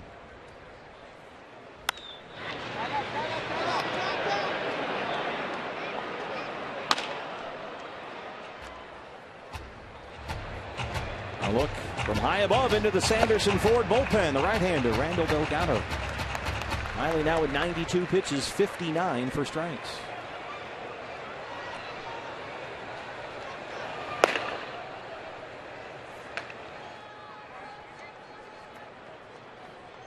Two and two. We saw Yasmani Grandal get into the ball game late last night. He struck out in a pinch hit appearance against Brad Ziegler.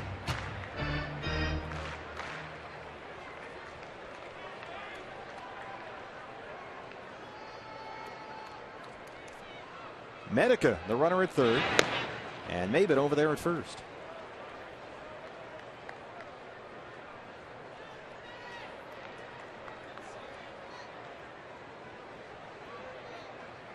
Got to be careful with Grandal. He does have 5 homers.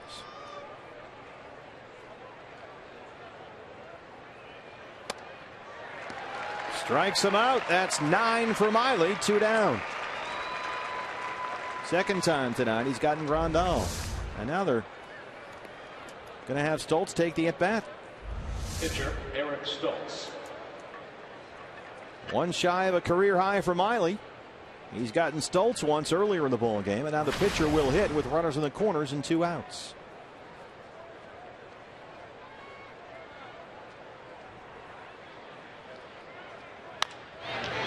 High chopper to second, Aaron Hill. And Wade Miley wiggles off the hook and sends us to the home half of the 6th. D-backs trail it 3-1.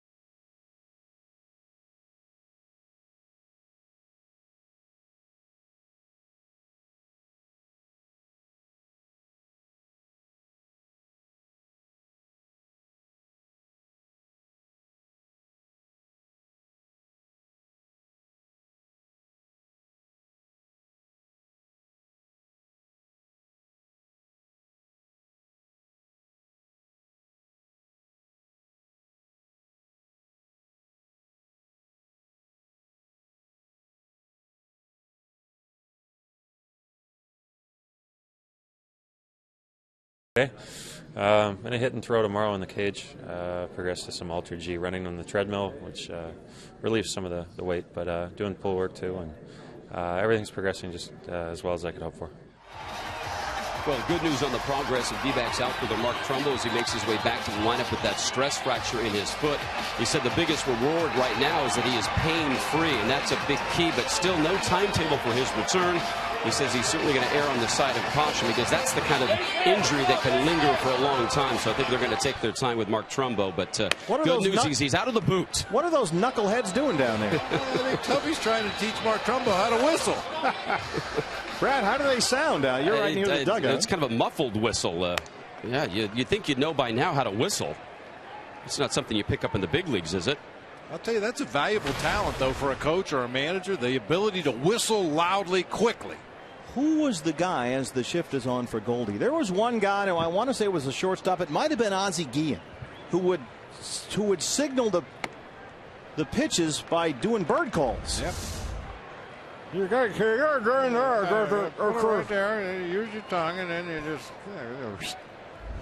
It's all in the fundamentals. A 4-pitch walk to Paul Goldschmidt. He was intentionally walked his last time up, and that was kind of an intentional walk as well. You could certainly see why they intentionally walked him back in that 3rd inning with 2 outs and a runner, or actually runners at 2nd and 3rd. Didn't want anything to do with Goldie in that situation, but the leadoff walk is a whole different story. And Stoltz in 10 starts this year had only walked 8 batters all season, and he's walked 4 tonight, one of them intentionally. Leadoff man aboard for Miguel Montero. A pair of groundouts to second base for Miggy.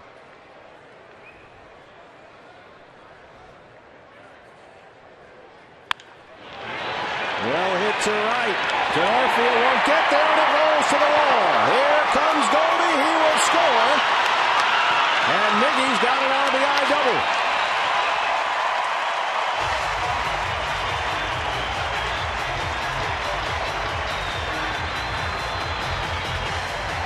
What'd you just say about a leadoff walk? They never work out well for the pitcher. Worked out great for the Diamondbacks. Nice job by Miggy to wait for that slow breaking ball. Pulled the trigger and drove it into that gap in right center. Real shallow line that time for Denorfia. Couldn't get to it, and once it gets by him, Paul Goldschmidt is going to motor around and score from first. It's a 3-2 ball game, and with no outs, Miggy is the tying run in scoring position, his 8th double of the year. And here's Prado, who homered earlier.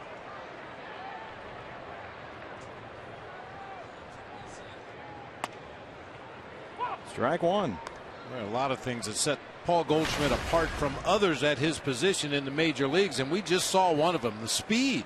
You think Big Papi or Adrian Gonzalez score from first base on that ball? I don't think so. If you give him about an hour and a half, he'd still be running.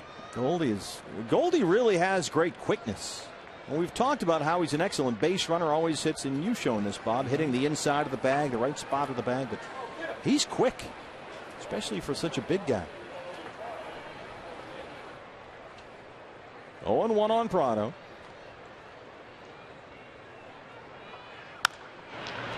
Hits it to the right side, right to Jerko, Miggy to third. One away. Hey fans, follow every D-backs game with MLB.com at bat on your favorite mobile phone or tablet. Get live look-ins, instant replays, scores, stats, audio, free MLB.tv game of the day, and more. Download on the App Store or visit dbacks.com today. Aaron Hill singled his last time up. Tying run now at third for the D-backs with one out. Nice unselfish at bat there by Martin Prado. What we've come to expect with a runner at second base and nobody out. He's going to move him to third somehow. Rondal able to smother that one, and it's ball one.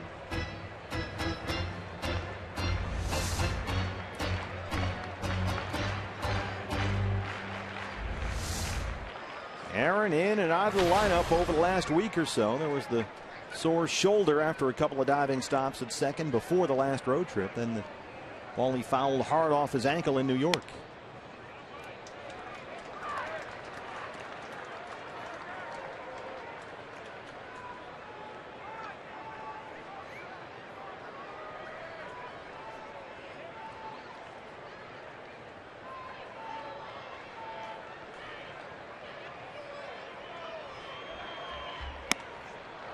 Two and one. If you look at the results when Aaron Hill is putting the ball in play this year, he's hitting more fly balls, fewer grounders. So what seems to be happening as he tries to get that average up there is he's just flying out a little more than usual. Fewer hard grounders getting through the infield for base hits. Trying to get that tying run home from third. 2-2.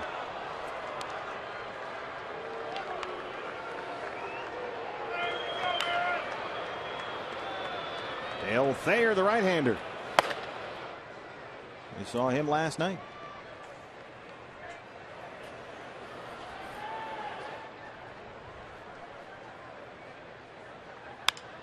Reaches down, pokes it into center. Maven has it. Shallow though. Miggy will tag. Nope. Going to turn around and go back to the bag. Just not deep enough.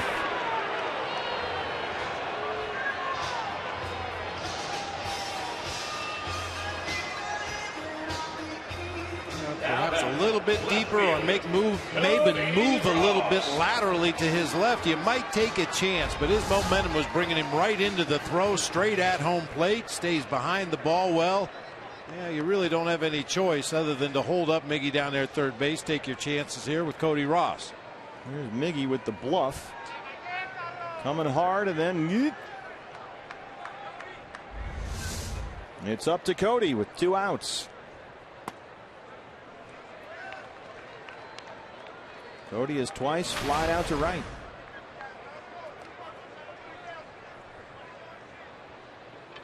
6 hits in his last 8 games, including that home run to dead center during the last homestand against the Dodgers. He's ahead 2-0.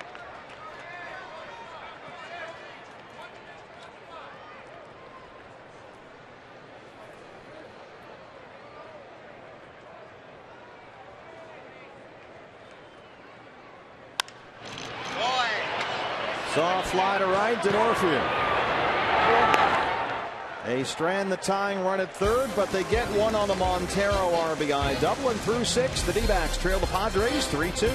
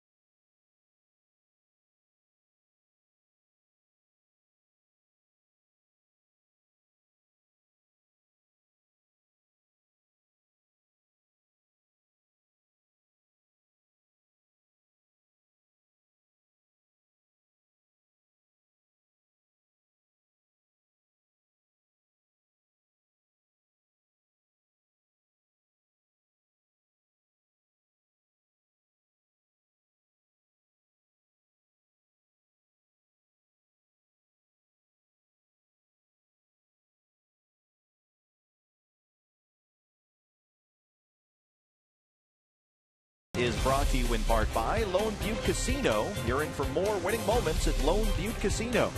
And by Cox Communications. Bundle and save with Cox. 7th inning at Chase Field. It's a good ball game here. Diamondbacks trail the Padres 3-2. I like that. Keeping score. I always kept score when I was a kid at the game. And then, well, later, you just like to know what's going on. You can get that in your Diamondback Insider magazine here, which is free at the ballpark. Got the camo jersey, the big giveaway item from Memorial Day. The great thing about scoring is everybody does it differently. Everett Cabrera takes strike 1. In fact, you can actually go to the team shop here at the ballpark and buy a Greg Schulte scorebook. The Gubna has his own design. We all have our own designs, and you can purchase one right here and use it to keep score at the D-backs games. Gubna's over there. In fact, he's right next to me now. He's got all kinds of colored pens over there and highlighters. I'm a big fan of the colored pen myself. Makes it much easier to spot things quickly on your scorecard. That one is slapped down the right field line. But you have one of those super pens that's got like 5 colors in one. Just 4. Only 4. Oh, okay. 4 colors. That's enough for you? I go red with strikeouts, green with walks, and blue for RBI. That way, when I look at the card, I can immediately tell who's walked, who struck out, who drove in the runs. That's funny. I got red for hits, green for RBI, and blue for strikeouts. It's amazing. Everybody does it differently. The years I worked with Harry in Chicago, I'm not sure what he was writing down on the card. It was some kind of hieroglyphics, but it all made sense to him. Like you said, everybody has their own style. Some are a little more artistic, some are a little more shorthand, but keeps you abreast of what's going on in the game, who's hot, who's not, any trends that pop up. Well, I can tell you by looking down at mine that Cabrera doubled in the first and singled and scored in the third. He's 2 for 3. For me, this is a very valuable tool. You got red, black, green, and blue, and as you can see on Wade Miley's side of the scorecard, maybe you can see, see all those reds? Those are all strikeouts. So very easy for me to take a look at that card and say, well, he struck out Quentin twice, Headley once, Jerko once, Medica once, Maben once, Grandal twice, and Stoltz once. Boom. He strikes out one more guy. He'll have a career high. He'll have tied it It'll be his 10th, but Cabrera's making him work.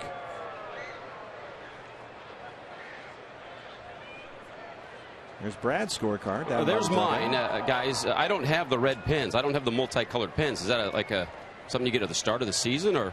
Well, you got to be around the big leagues a long time, Brad, to get those 4-color pens. Rings them up. Color that blue for a strikeout, tying a career high 10 for Miley. And a lot of called third strikes.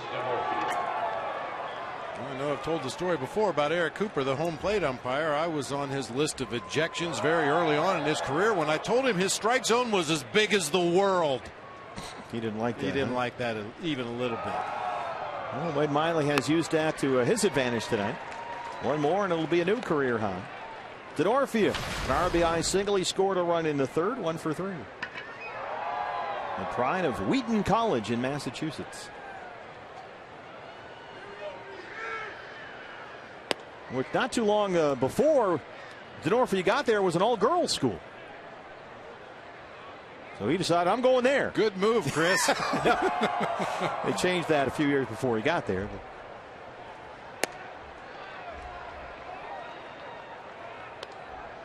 And this is a guy that at one point missed a whole season with the Tommy John surgery. You don't see that for a lot of position players. That was 2007. 2-2. See if we can keep the strikeout machine rolling with Miley at 106 pitches. 69 for strikes. Randall Delgado was throwing earlier. And looks like he's ready down there. Let's see if Miley can get through the 7th.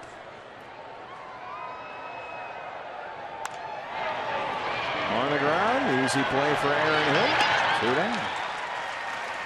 Hey fans, time for our Chevron upcoming matchup. Back with you tomorrow. Diamondback Live pregame show at 6 o'clock here on Fox Sports Arizona. Tim Stauffer and Chase Anderson tries to stay perfect after his third big league start was called off after 3.5 innings in New York. Carlos Quentin making his way to the plate. This is another guy that's had Tommy John surgery. He was signed by the Diamondbacks as a first-round pick back in 03 and immediately had Tommy John surgery. Missed the entire 03 season. Quentin has struck out twice. He singled and scored in the third. He's had a lot of ailments over the years. He had that great run in Chicago. 36 homers in 08, drove in 100. Yanks that one down the left field line, and it is just foul.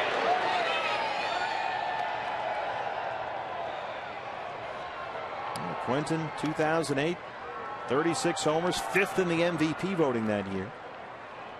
And then over his next 3 seasons with the White Sox, he averaged 24 homers and 73 RBIs. But then was traded after 2011 to the Padres.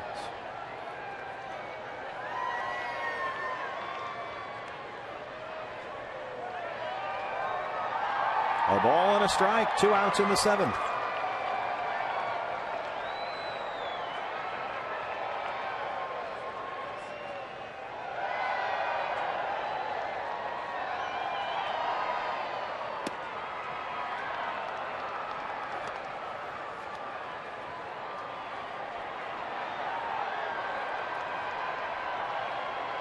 Quentin, big guy up there, University High School in San Diego. He was a all-league defensive player of the year in football. Played on the state championship basketball team and then went to Stanford. Ooh, right on the foot. How much of injuries do you think is just luck? Some guys, it just seems to follow them around. I mean, occasionally it can be because of the way a guy plays the game. Right. Ryan Frio, a utility guy, was with San Diego for a while. He was with the Diamondbacks for a while. I think he was a guy that just threw his body all over the field, diving into bases, diving into walls, and consequently he had a lot of injury issues. Other guys, I think it is just bad luck. Well, the White Sox have talked to Adam Eaton now that he's over there in Chicago about kind of calming down a bit. Don't play 100% all the time. If you're trying to leg out every ground ball or catch every single fly ball if it means throwing yourself into the outfield wall. 3-2 is fouled down the left field line. That's one thing that people talk about Bryce Harper. You know, with the headfirst slides, crashing into the outfield fence at Dodger Stadium that time. You got to be on the field to contribute. There's a fine line between hustle, which you love to see everybody hustle out there on the field, and then hustling smartly. Called strike 3, a new career high. 11 strikeouts for Wade Miley. Stretch time at Chase. It's a 1-run ball game. All right, fans, it's time for the 7th-inning stretch, presented by the Valley Honda Dealer.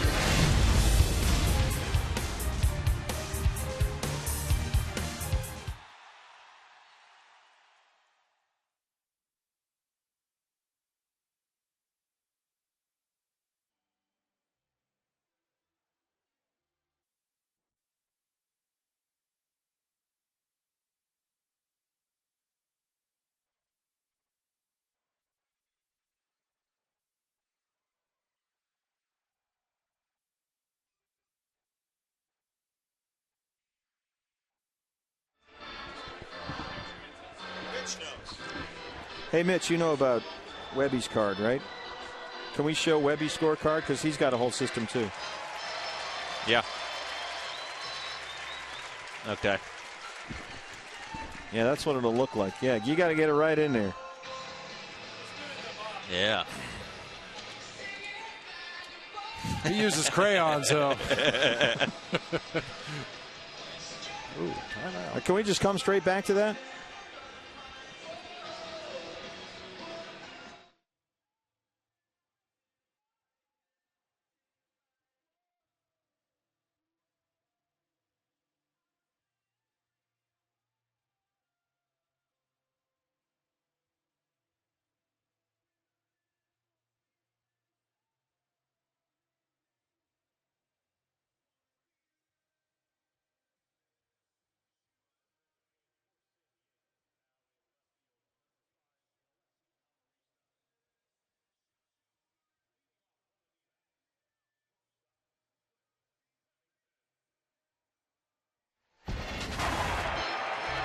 Well, a career high, 11 strikeouts for Wade Miley, 7 looking. That was the new career high strikeout baseball, and now that young man has it, courtesy of Miguel Montero.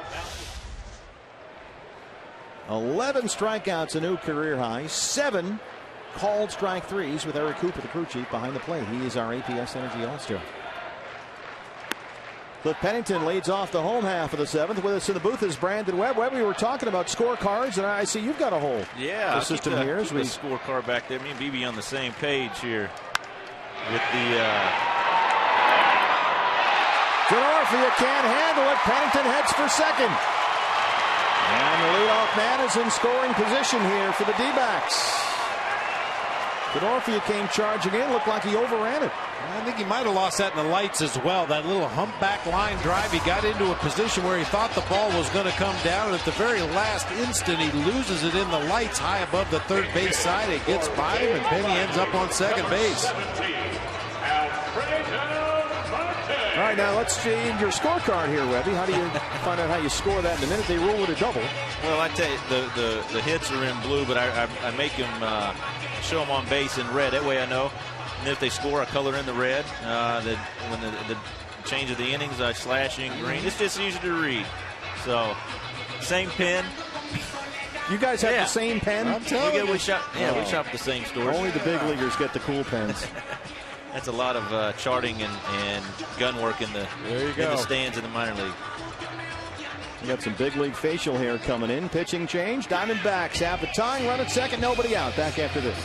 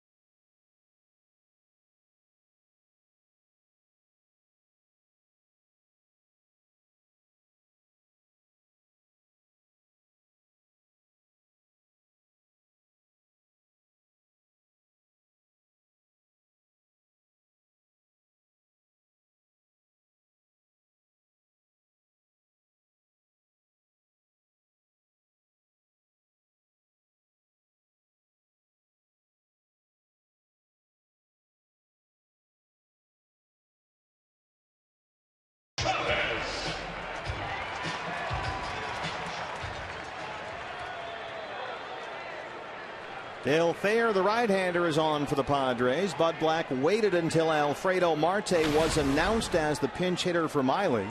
And then Black went out there and went to his right-hander Thayer.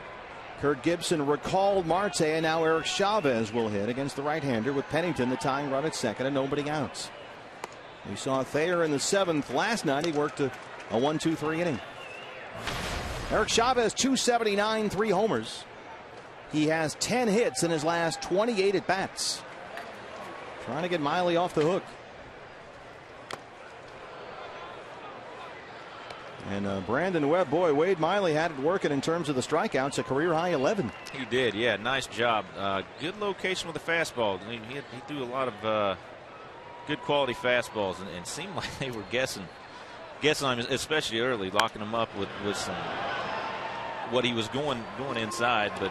Yeah, a lot of them went middle inside, and they just took him. 11 strikeouts, 7 looking. Yeah. Is there anything to which you can attribute this big inning bug, which has just bitten some of these Diamondback starters all year long? Yeah, that's it's tough to put your finger on. He just got, I call it chinked to death almost. I mean, 5 singles. It wasn't like they were killing the ball. It was just getting hits, hitting it where the ball wasn't, or where the fielders weren't. And they got 3 runs that inning. That's the biggest thing. You got to try to stay out of those. We always talk about that. Try to stay out of the big innings. The 1 run, he almost got out of that inning with 1 run, but the 3, it's tough to overcome those sometimes. 5 singles in the 3rd for the Padres, 3 runs. A ball and 2 strikes. We've been looking at some deliveries from Phantom Cam. Let's take a look at Dale Thayer just into the ball game. Basically a fastball slider combination. All the torque that puts on the arm. It looked like a fastball. Hand was behind the ball at the point of release, but you see that arm bend in ways it's not supposed to bend. Oh, my elbow hurts just watching that. He strikes out Chavez. Webby, bring back any memories looking at that stuff? Oh, no doubt. You see him on baseball cards, the hand be behind the, under the arm, under the elbow when you're throwing it. It just looks almost gruesome. What do you see here, Brandon? With Thayer right here? Yeah. Looks like he opens up a little early. That front shoulder? Yeah, a little bit on the front shoulder. Leads with the elbow a little bit. To me, it's dangerous.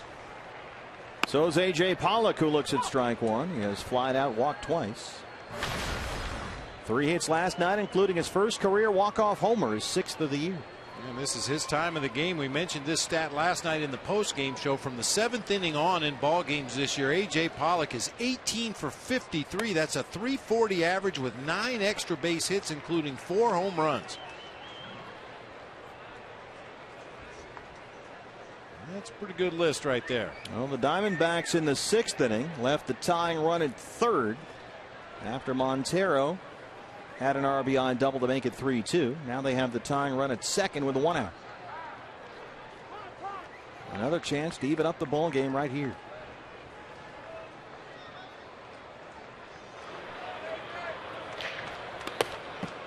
Padres bullpen is busy.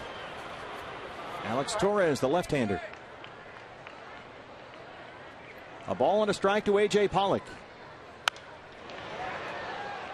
Just missed Tom Candiotti.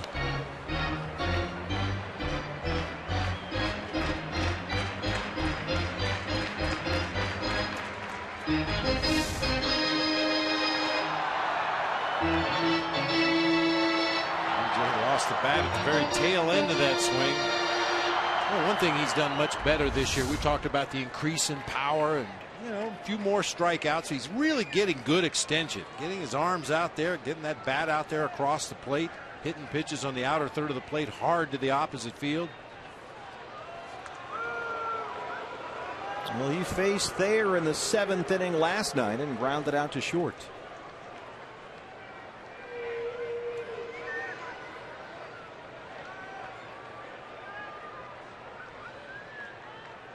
Pennington takes off for 3rd. A.J. swings through.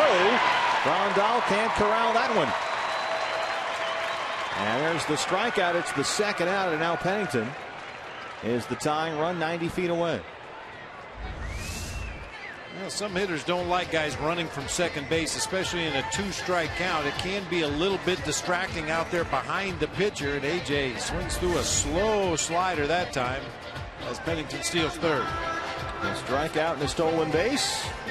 Bud Black to the mound one more time with left-hander Gerardo Parra coming up. We saw the left-hander Torres warming up, and Bud Black will match up. Pitching change at Chase Field. We're back after this.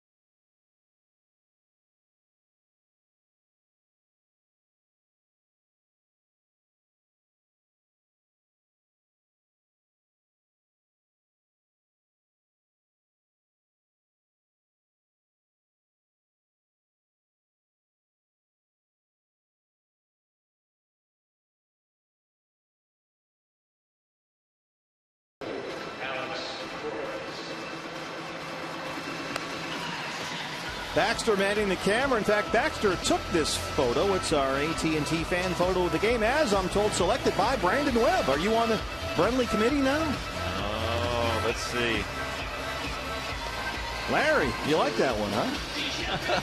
Oh, it's hard to argue with. Yeah, that's a nice one. I think that's a good. I can see why you were appointed to the Brenly committee. It's hard to get on the Brenly committee. We'll use you again, Webby. That was good. Yeah. Very nice. Thank you. Thanks to Larry for tweeting us his fan photo using the hashtag AZFanPhoto, brought to you by AT&T. We talked earlier in the ballgame about how important it is for Gerardo Parra to start hitting left-hand pitching. Well, this is a great example why. The Diamondbacks with Cliff Pennington have the tying run at third with 2 outs. And here is left-hander Alex Torres brought in to face Parra. This is a guy for his career in Torres who is limited left-hand hitters to a 180 average. So a big at bat right here for the D-backs. 143 versus left-hand pitching this year. It was 198 last season. Pennington at third. He's the tying run. 2 down.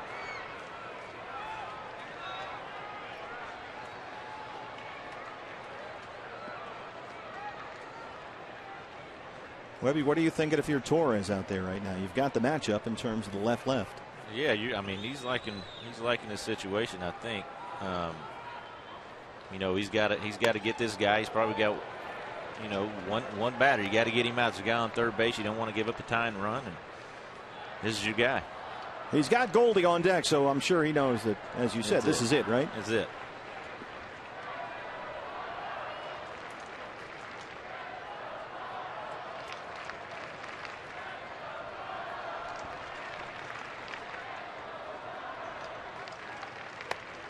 Up and in, 2-0. Well, you would expect a righty to be warming up behind Torres in that Padres bullpen, but it's crickets down there. And you look at the stat sheet, and you can kind of think along with Bud Black. Lefties hitting only 185 against Torres this year. Righties hitting 174. I think he's pretty confident in his lefty against anybody. I guess so.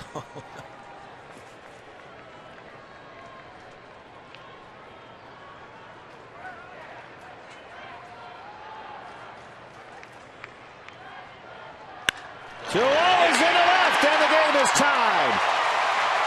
Gerardo Parra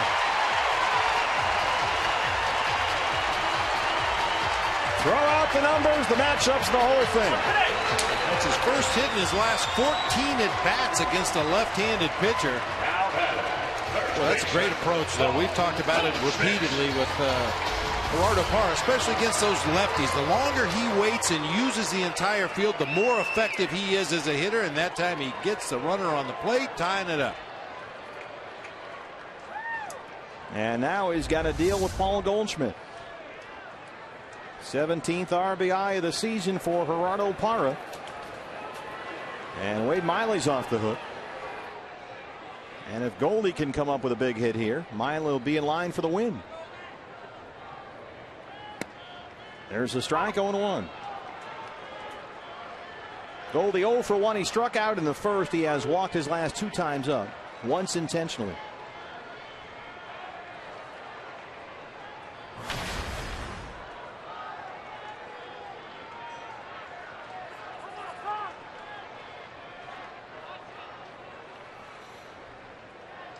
Webby, if you drew this assignment, how would you try to get Paul Goldschmidt out? Carefully. That's a great answer. Throw him a sinker. Sankers and changeups. I'd probably just try to stay down for sure. Stay away from him. You don't want to get anything in his wheelhouse for sure. Catcher's interference. So now the go-ahead run moves into scoring position with 2 down.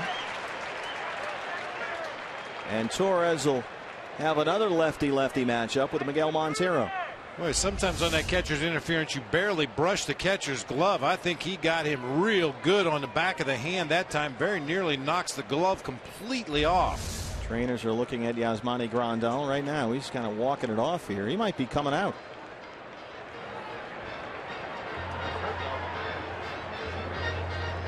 Yeah, it's a beeline to the dugout steps, and Grandal is not happy. This is the guy that has had his share of injury issues, some major injuries, most notably a big knee injury suffered last year.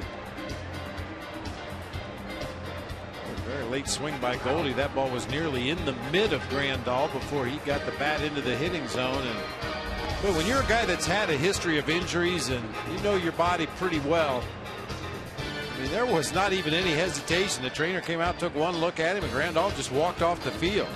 Yeah, he had a gruesome knee injury, suffered in a plate collision in early July in Washington, tore apart the ACL in his right knee. And he really had to work hard in the offseason to get back in time for opening day. He'll be replaced now by Rene Rivera. So you score that catcher's interference. Goldschmidt is first, Parra now at second. And Rivera takes over behind the plate for the Padres.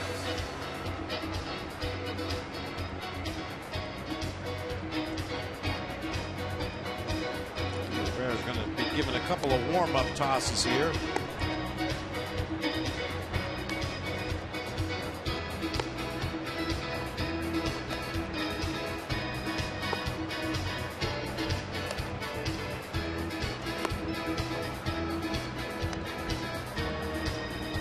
And if you're scoring at home, we've been talking a lot about scorecards and scoring. That's a catcher's interference ruled as an E2.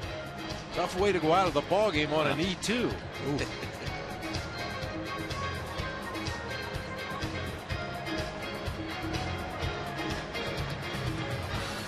And now we're set to go with the Torres Rivera battery. 2 on, 2 out for Miggy. A big RBI double as last time.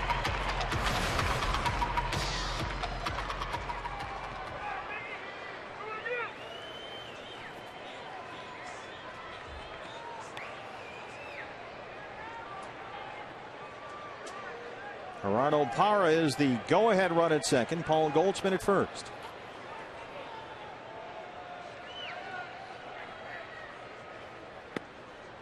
Ball 1.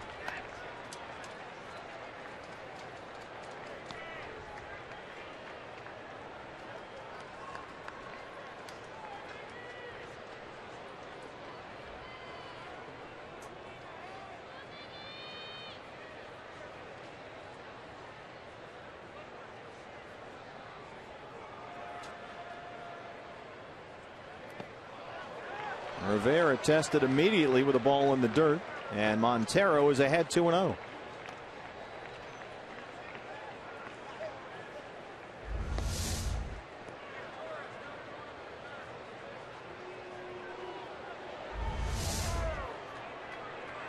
We're going to try to put the whammy on Torres here. He has never allowed a left-handed batter to hit a homer in the major leagues. Ever? Ever. So that's never happened. Never. Wow, wouldn't it be something if we're trying. Darren Balsley out there trying to prevent that. The Padre pitching coach. And of course, if he does hit a homer, Bob, in a 3-3 ball game with 2 on, tomorrow's Open will also be about fast food. Absolutely. If it works, we're going to stick with it. So tune in tomorrow to the Food Network. They want their tacos. Montero ahead, 2 balls and no strikes.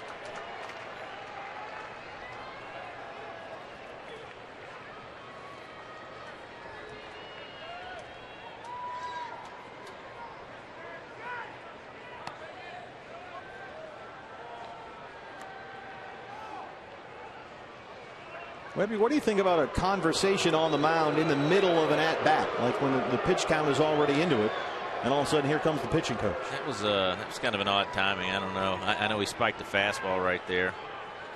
It was an odd timing for pitching. You know, he must see something he really doesn't like. Yeah.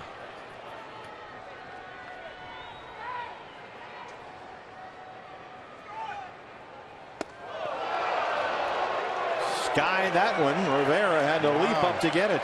Rivera's been sorely tested here coming into the ball game after the injury to Grandal. And Torres has spiked a few in the dirt, tries to throw one over his head to the backstop here. Torres playing keep away right now. Right now they're going to have to figure out some infield defense with Cabrera and Headley at the moment. You know, Bert, you asked the question about big innings, and we've seen a lot of them, unfortunately, for Diamondbacks pitchers this year. But you see what the Padres did right there. They sense their pitcher struggling out there. He's not throwing strikes, so slow the rhythm of the game down. Somebody go to the mound, talk to him. Somebody fake like your shoe's untied or you have something in your eye. Slow the rhythm of the game. Give that pitcher a chance to get back in the zone. Yep, I like it.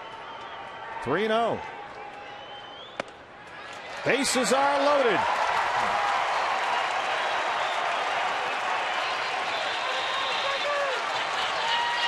And here comes Martin Prado. Martin Prado in the second. Third baseman, Martin Prado. His first of the year. Halfway up the outfield seats. Bud Black to the mound one more time. And he will go to the bullpen for the 3rd time in this inning.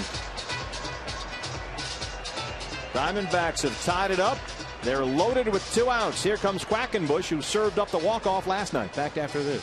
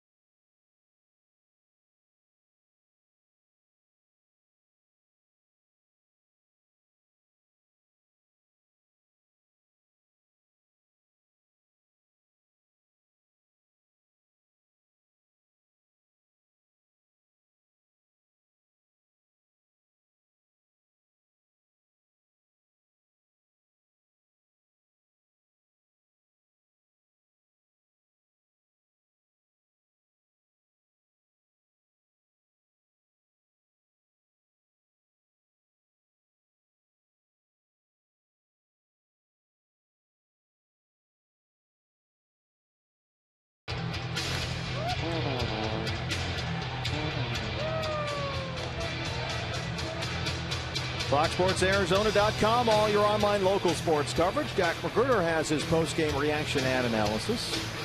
And Coyotes prospect Henrik Samuelsson, a postseason star. All that and more, Fox Sports Arizona .com. Last night, Kevin Quackenbush gave up the walk-off homer to A.J. Pollock, and he's inherited a mess here in a tie ball game. Bases full of Diamondbacks and 2 outs. The numbers for Quackenbush this season: fastball, splitter, curveball combination we saw from the right-hander in the ball game last night. And with a beard like that and a name like Quackenbush, how is he not in Duck Dynasty? Ooh. That was A.J.'s walk-off winner. And now up steps Martin Prado, who homered in the second tonight. And we'll see if Quackenbush bounces back.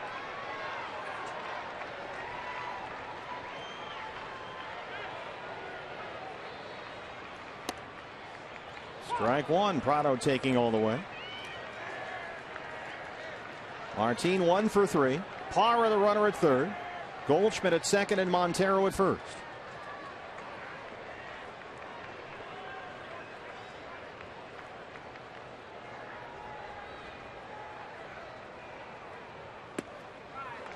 A ball and a strike. Martin not too happy up there.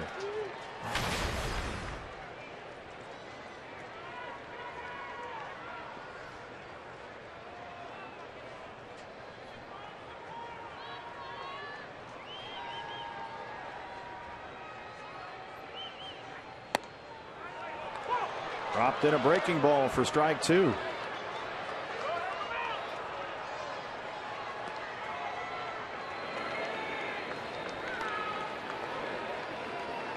Cameron Maben, the center fielder, shaded over toward right center. A lot of room in left center for Prado. And certainly down the left field line. 1-2. Reaches out and pokes it to Jerko. Flip to Cabrera for the force, and the Diamondbacks leave them loaded.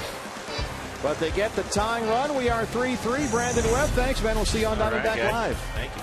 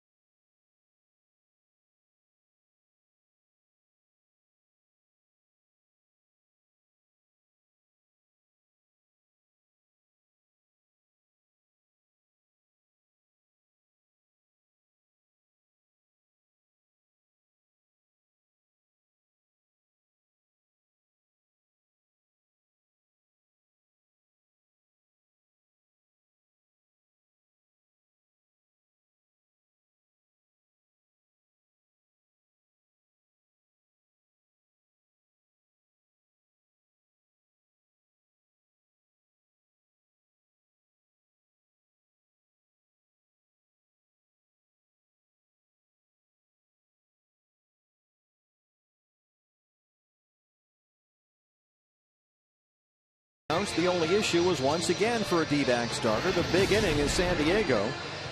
Got 3 runs on 5 hits in the third. A lot of them, as Brandon Webb said, just seeing eye hits that found holes, ground balls that snuck through, one up the middle. That was a clean line drive into left field. A little inside out swing that time. Soft liner hit into right. RBIs by Denorfia, Headley, and Medica, but the Diamondbacks have come back to tie. And now the rookie right-hander Evan Marshall on for the 9th time this year. He has still yet to allow an earned run. Pretty good start. Stay hot.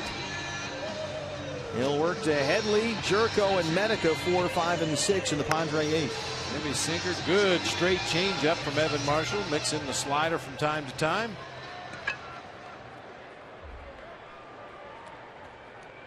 Chase Headley. A walk and an RBI single. He's 1 for 2. He struck out his last time.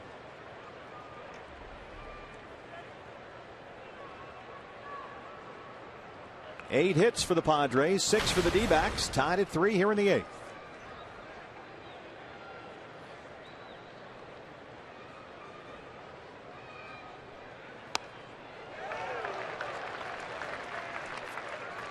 Starts him off at 85.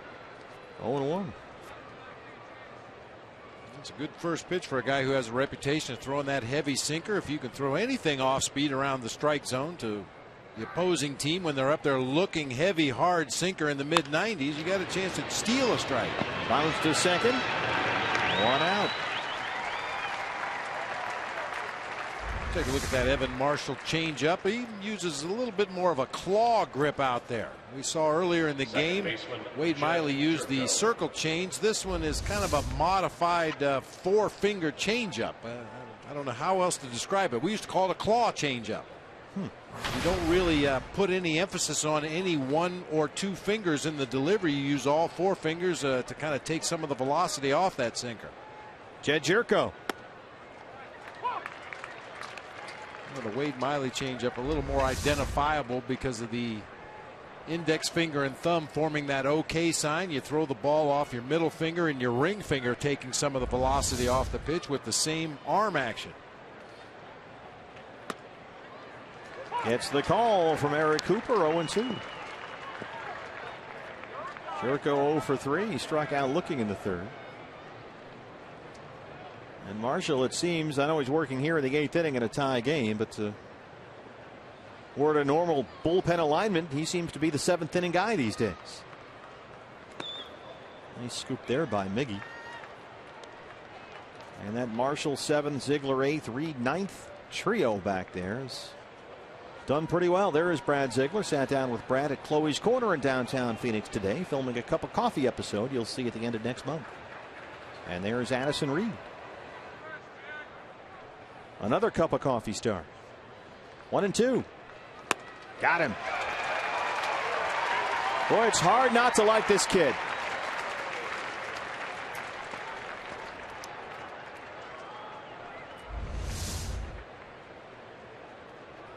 Squared back and threw a hard fastball right by Jerko that time. Kind of lulled him to sleep with the first pitch slider.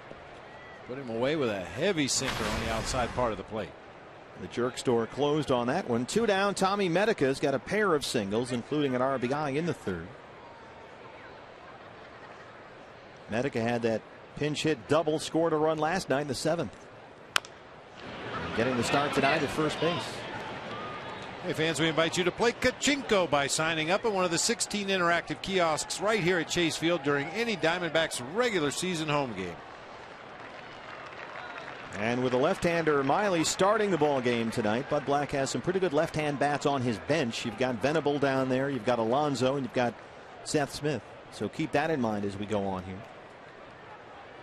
That's well hit to left. Cody Ross at the wall, and it's gone.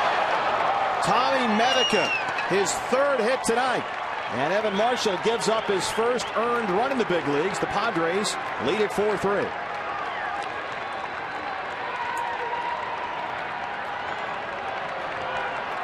A line drive that just squirted over the wall and left. It looked like Medica was fooled a little bit by that breaking ball, but I talked about A.J. Pollock's extension in his last at bat. Medica got those arms out there, got some backspin on that line drive, just enough to carry it up into the front row of the bleachers. Cameron Maben, he singled his last time. He's 1 for 3.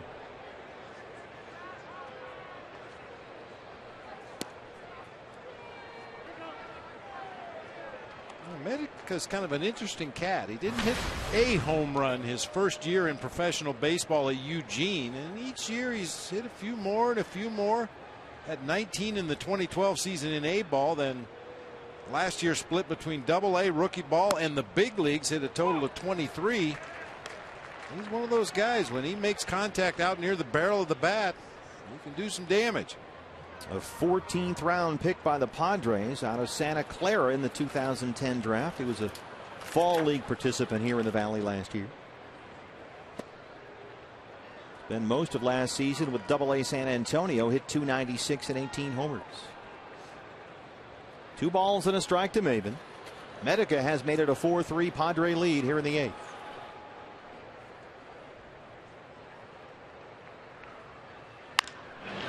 Drop to third. That's a fair ball. It's by Prado and down the left field line. Maben heads for second. And he's in there standing up. A hot corner. Sometimes when you play deep like Martin Prado is, you just get some bad hops. That ball comes off the bat of Maben. A lot of top spin as he chased it over toward that foul line. Then hit him in the heel of the glove and skipped out into left field.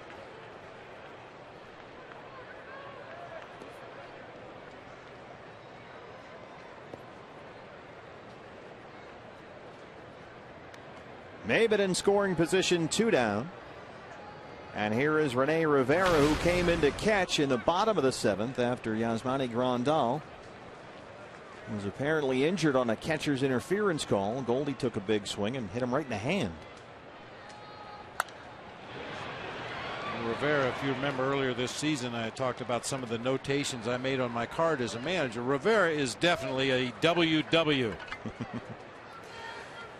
Won't walk. Won't walk. Only 1 walk all season. Mentioned those left-hand hitters on Bud Black's bench. Seth Smith is in the on-deck circle, with the pitcher spot due up next.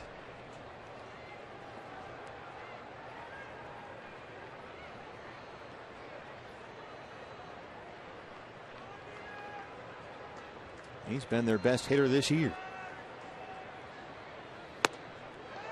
Big swing by Rivera. A ball and 2 strikes. Rivera got the start behind the plate last night, went 0 for 4.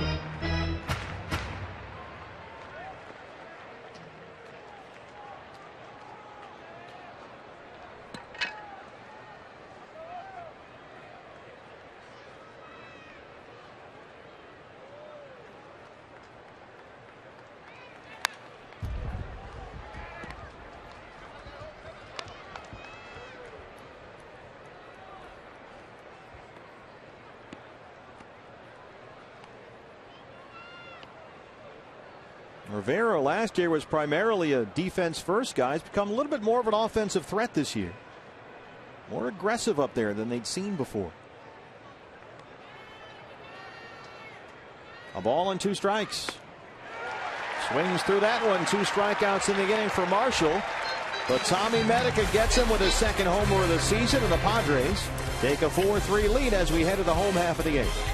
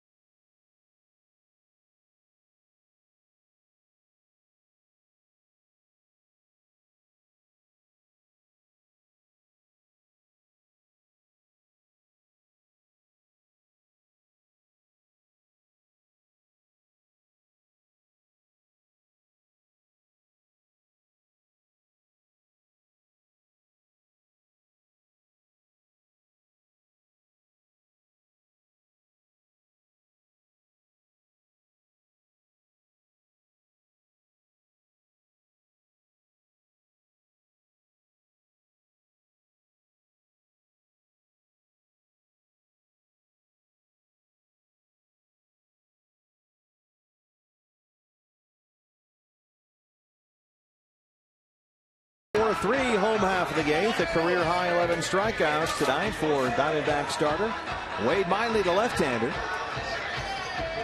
And it's a pretty interesting list. It's the first time that Wade has had 11 strikeouts in a game. In terms of lefties in the organization, one guy kind of has owned this category. You think?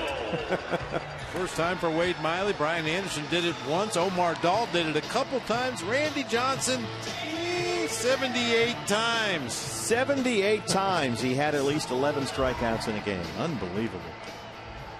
So the Diamondbacks down 1 as we start the home half of the 8th with Aaron Hill. 1 for 3, a single in the 4th. Kevin Quackenbush, who gave up the walk-off last night, got saddled with a loss, now in line to win the ball game for San Diego, and he's back out there to work the 8th.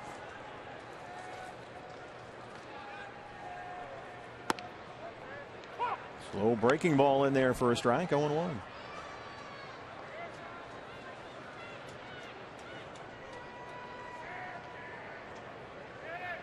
Hill, Ross, and Pennington 6, 7, and 8. Well hit to center. Maben is there though. 1 away. Boy, Aaron Hill has barreled up a few balls over the last week or so, but just right at guys. He had that 1-E line right to Headley at third in his first at bat tonight. Tomahawked a high fastball into left center field in the 4th for a base hit. Flied out to deep center, and now a line drive to center. Find a hole. Cody Ross 0 for 3.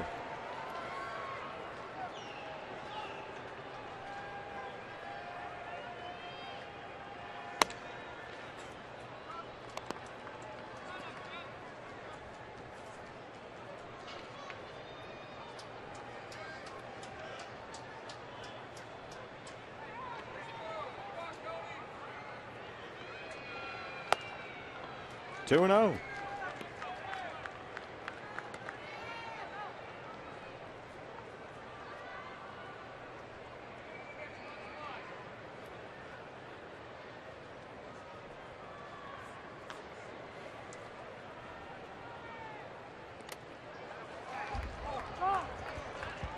Well, Quackenbush takes up a lot of space back there on that jersey.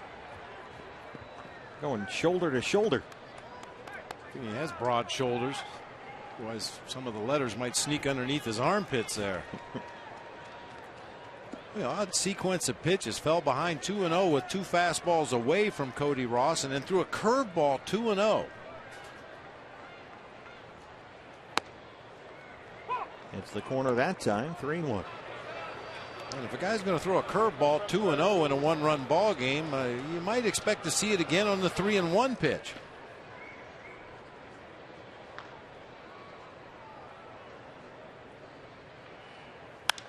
Comes fastball, got it out over the middle of the plate, but he popped it up to right. To Northfield. 2 down. We talked about keeping the scorecard and looking for certain patterns or something that might pop out at you. And Cody Ross tonight, F9, F9, F9, F9. All 4 at bats, fly balls into right field. Cliff Pennington. A single, a double. He scored a run. 2 for 3.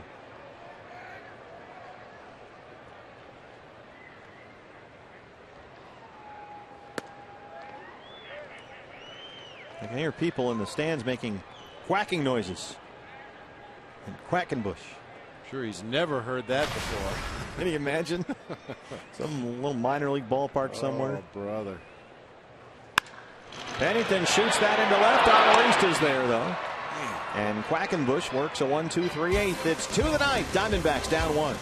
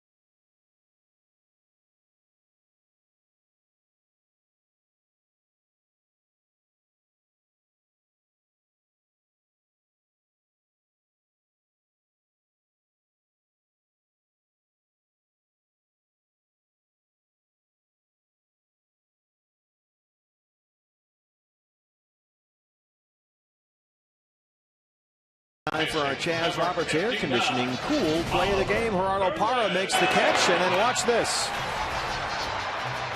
There you go, young man. Yeah, doesn't get any cooler than that. And then he follows that up. Good karma. With that, a big hit against the lefty to tie the ball game. That was before the Medica homer made it 4-3 Padres. Our Chaz Roberts air conditioning cool plays of the game. See, the baseball gods will take care of you for taking care of a young fan. Nice going, Gerardo. Oliver Perez is in for the 23rd time this year. He'll pitch the 9th. We mentioned all those left-hand pinch hitters on the bench for Bud Black. So Kirk Gibson anticipating that. Sure enough, will go to Perez, and here is the left-hand hitting Yonder Alonso to hit for Quackenbush. Bud Black really has no option at this point unless he used one of his starting pitchers, Ian Kennedy or the like. But when Grandal went down with the injured left hand, Rene Rivera, the only right-handed bat on the bench, had to come in and catch. So all lefties available off the bench at this point. Alonso, a homer and a double last night.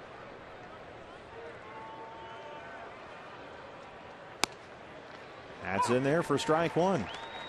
This was Yonder Alonso last night in the 5th.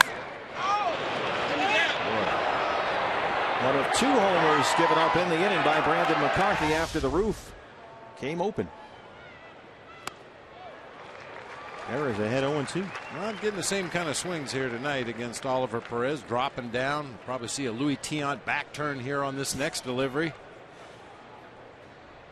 He has really picked it up last 16 games, hitting over 300 with 3 homers. And a miserable start. One away. Yeah, Will Venables, Seth Smith, Yonder Alonso probably had to do rock, paper, scissors to see who had to take this at bat against Oliver Perez. Now look at Oliver Perez through Phantom Cam, the Fox Sports Phantom Cam, here with our crew all week. Low arm angle, gets a little extra lateral sweep on that breaking ball. He's going to let it go eventually. Leading with the side of the hand, getting that rotation that he wants on the breaking pitch. Everett Cabrera looks at strike one. Cabrera a double in the 1st. He singled and scored in the 3rd.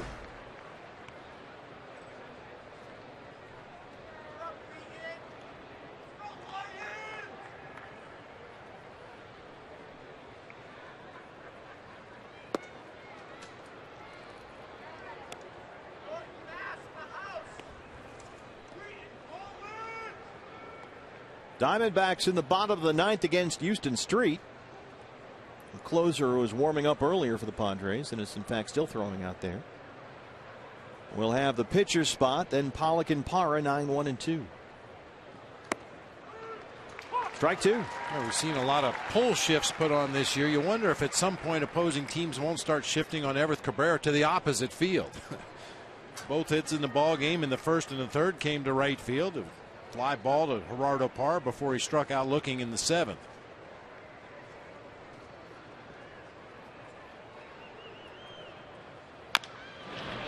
Chop to 3rd. Martin Prado charges. Got to hurry to get Cabrera. Throws him out, 2 down.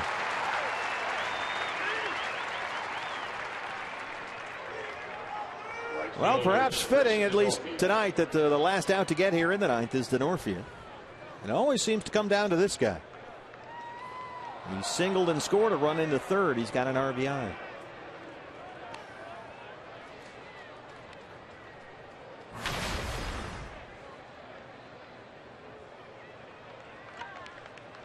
Going into the ball game, a .337 career hitter at Chase Field.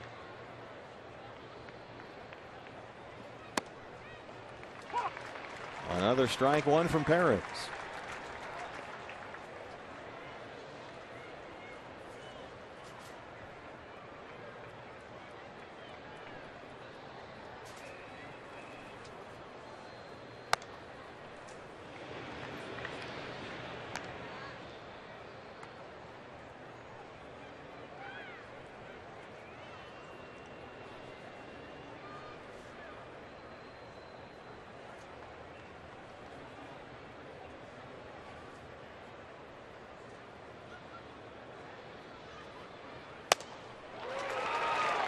93, 1-2. Notice how Oliver Perez held that ball out there. Came up into the set position, and he'd been pitching in a real nice rhythm. Get the ball, throw the ball, but that time he held it for a long time, almost daring Denorfia to call timeout and step out of the box. And when he didn't, he just let the pitch go. Threw it right by him.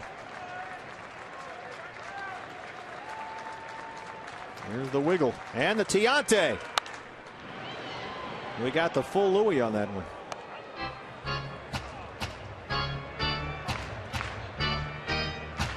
The shimmy and the spin. Dancing to music only he can hear. Fast arm on that delivery, trying to sneak that fastball by Denorfia up and away once again.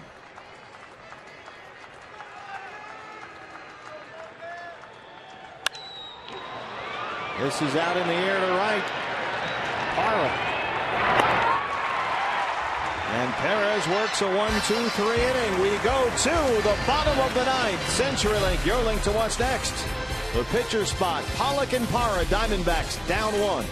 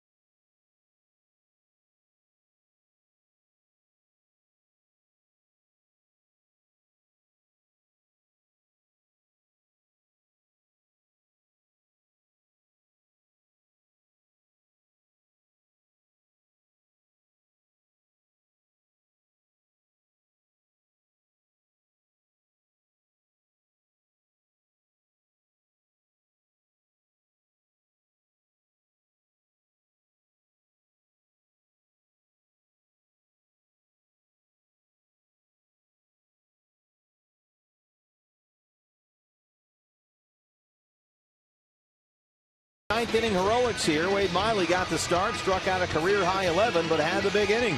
Padres got 3 in the third. D-backs got 1 in the sixth, 1 in the seventh to tie it. And then in the eighth, Tommy Medica off Evan Marshall. First run allowed in his big league career by Marshall. And that's been the difference. The solo shot made it 4-3. And now Houston Street, the closer, is on, and rally caps are in place at Chase Field. And Houston Street, 19 outings this year, 17 of them scoreless. He has been terrific for Bud Black. He has converted all 14 of his save opportunities. That's the longest active streak in the major leagues. 22 strikeouts against 6 walks. In his 19 innings of work, he's held opponents to a 152 batting average. Fastball, slider, changeup combination from Houston Street. And working off last night's theme, Street is susceptible to the long ball. Gave up a 2-run homer Sunday to the Cubs' Starlin Castro. Also allowed a solo homer to Brandon Belt of the Giants back in April. All 3 of his runs allowed this year have come on those 2 homers. And Chris Owings leads it off, hitting for the pitcher. Chris 0 for 4, couple of strikeouts last night. Hitting just 200 for the month after he hit 313 in March and April. So the average is down under 260. And we've documented Houston Street's very unique delivery many times in the past. He starts right in the middle of the rubber, as you see where he ranks among active leaders in saves. He starts right in the middle of the rubber, but as he takes that step back, he moves all the way over to the extreme first base side, barely making contact with that side of the rubber with the toe of his shoe. No one has rolled to short. Right to Cabrera. 1 away. It's almost, you see that kind of toe tap from hitters sometime as a timing mechanism with that front foot. Center field, A.J. Pollock.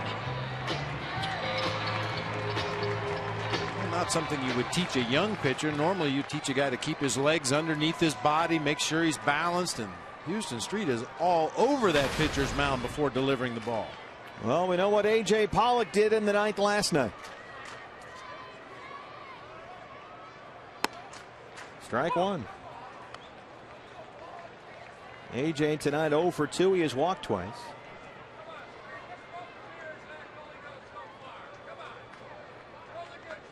The walk-off homer last night is third in the last 13 games.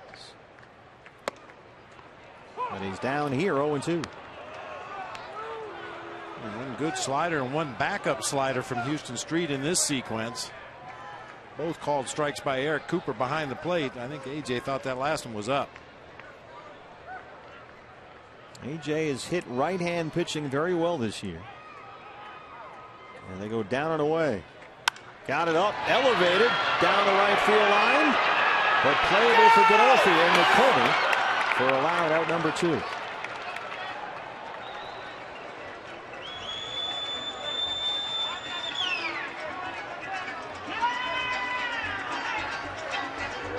Gerardo Parra, last man standing.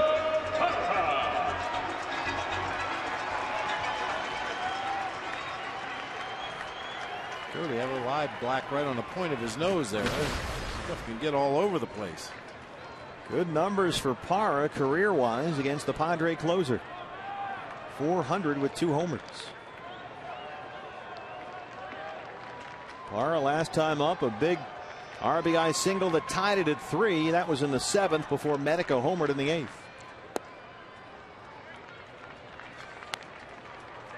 So Parra has it safely now in 6 of his last 7.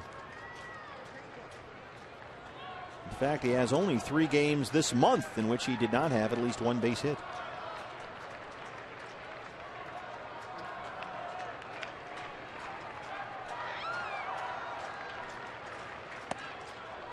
Two 2-0. Boy, you'd like to see G get on base somehow and bring up Goldie as the winning run at the plate. Need a base runner.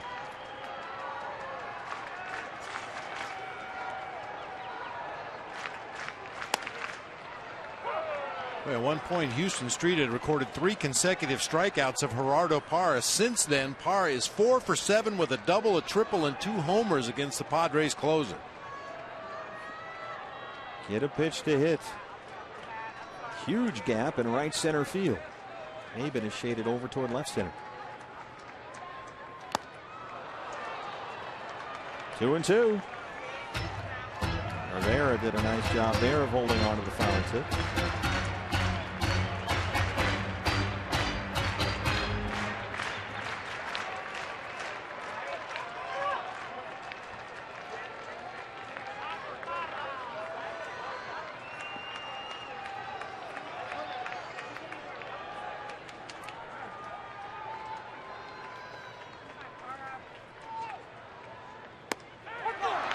Called strike 3. Eric Cooper rings up Parra, and that's the ball game.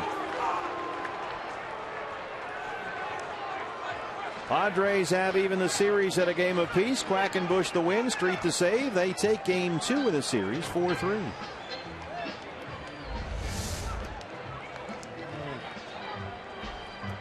Didn't like it. A lot of tailing action on that Houston Street delivery. Appeared to fall off of that outside corner of the plate, but Eric Cooper called a big zone all night long. No surprise. Just the Padres' second win against the D-backs this season.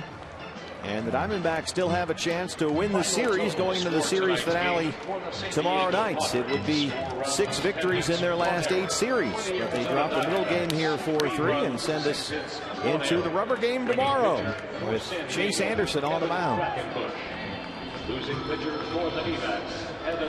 Diamondbacks live. We're all set for the postgame show here on Fox Sports Arizona. Brandon Webb is out in center field with Jody Jackson. Hi, Jody. Hi, Steve. Thanks so much. And you know what? Tonight, Brandon, I look at this game, and the difference was Tommy Medica's home run off Evan Marshall. But, you know, it was a game where Wade Miley had a quality start, but it wasn't quite good enough for the win tonight. Yeah, I mean, it was all around pretty good game for him. Again, it goes back to one, fairly big inning.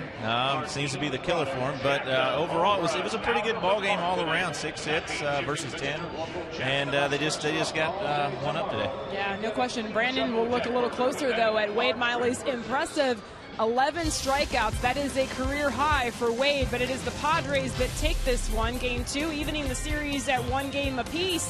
The final 4-3. We'll have post-game reaction and much more coming your way next with D-Backs Live, presented by CenturyLink.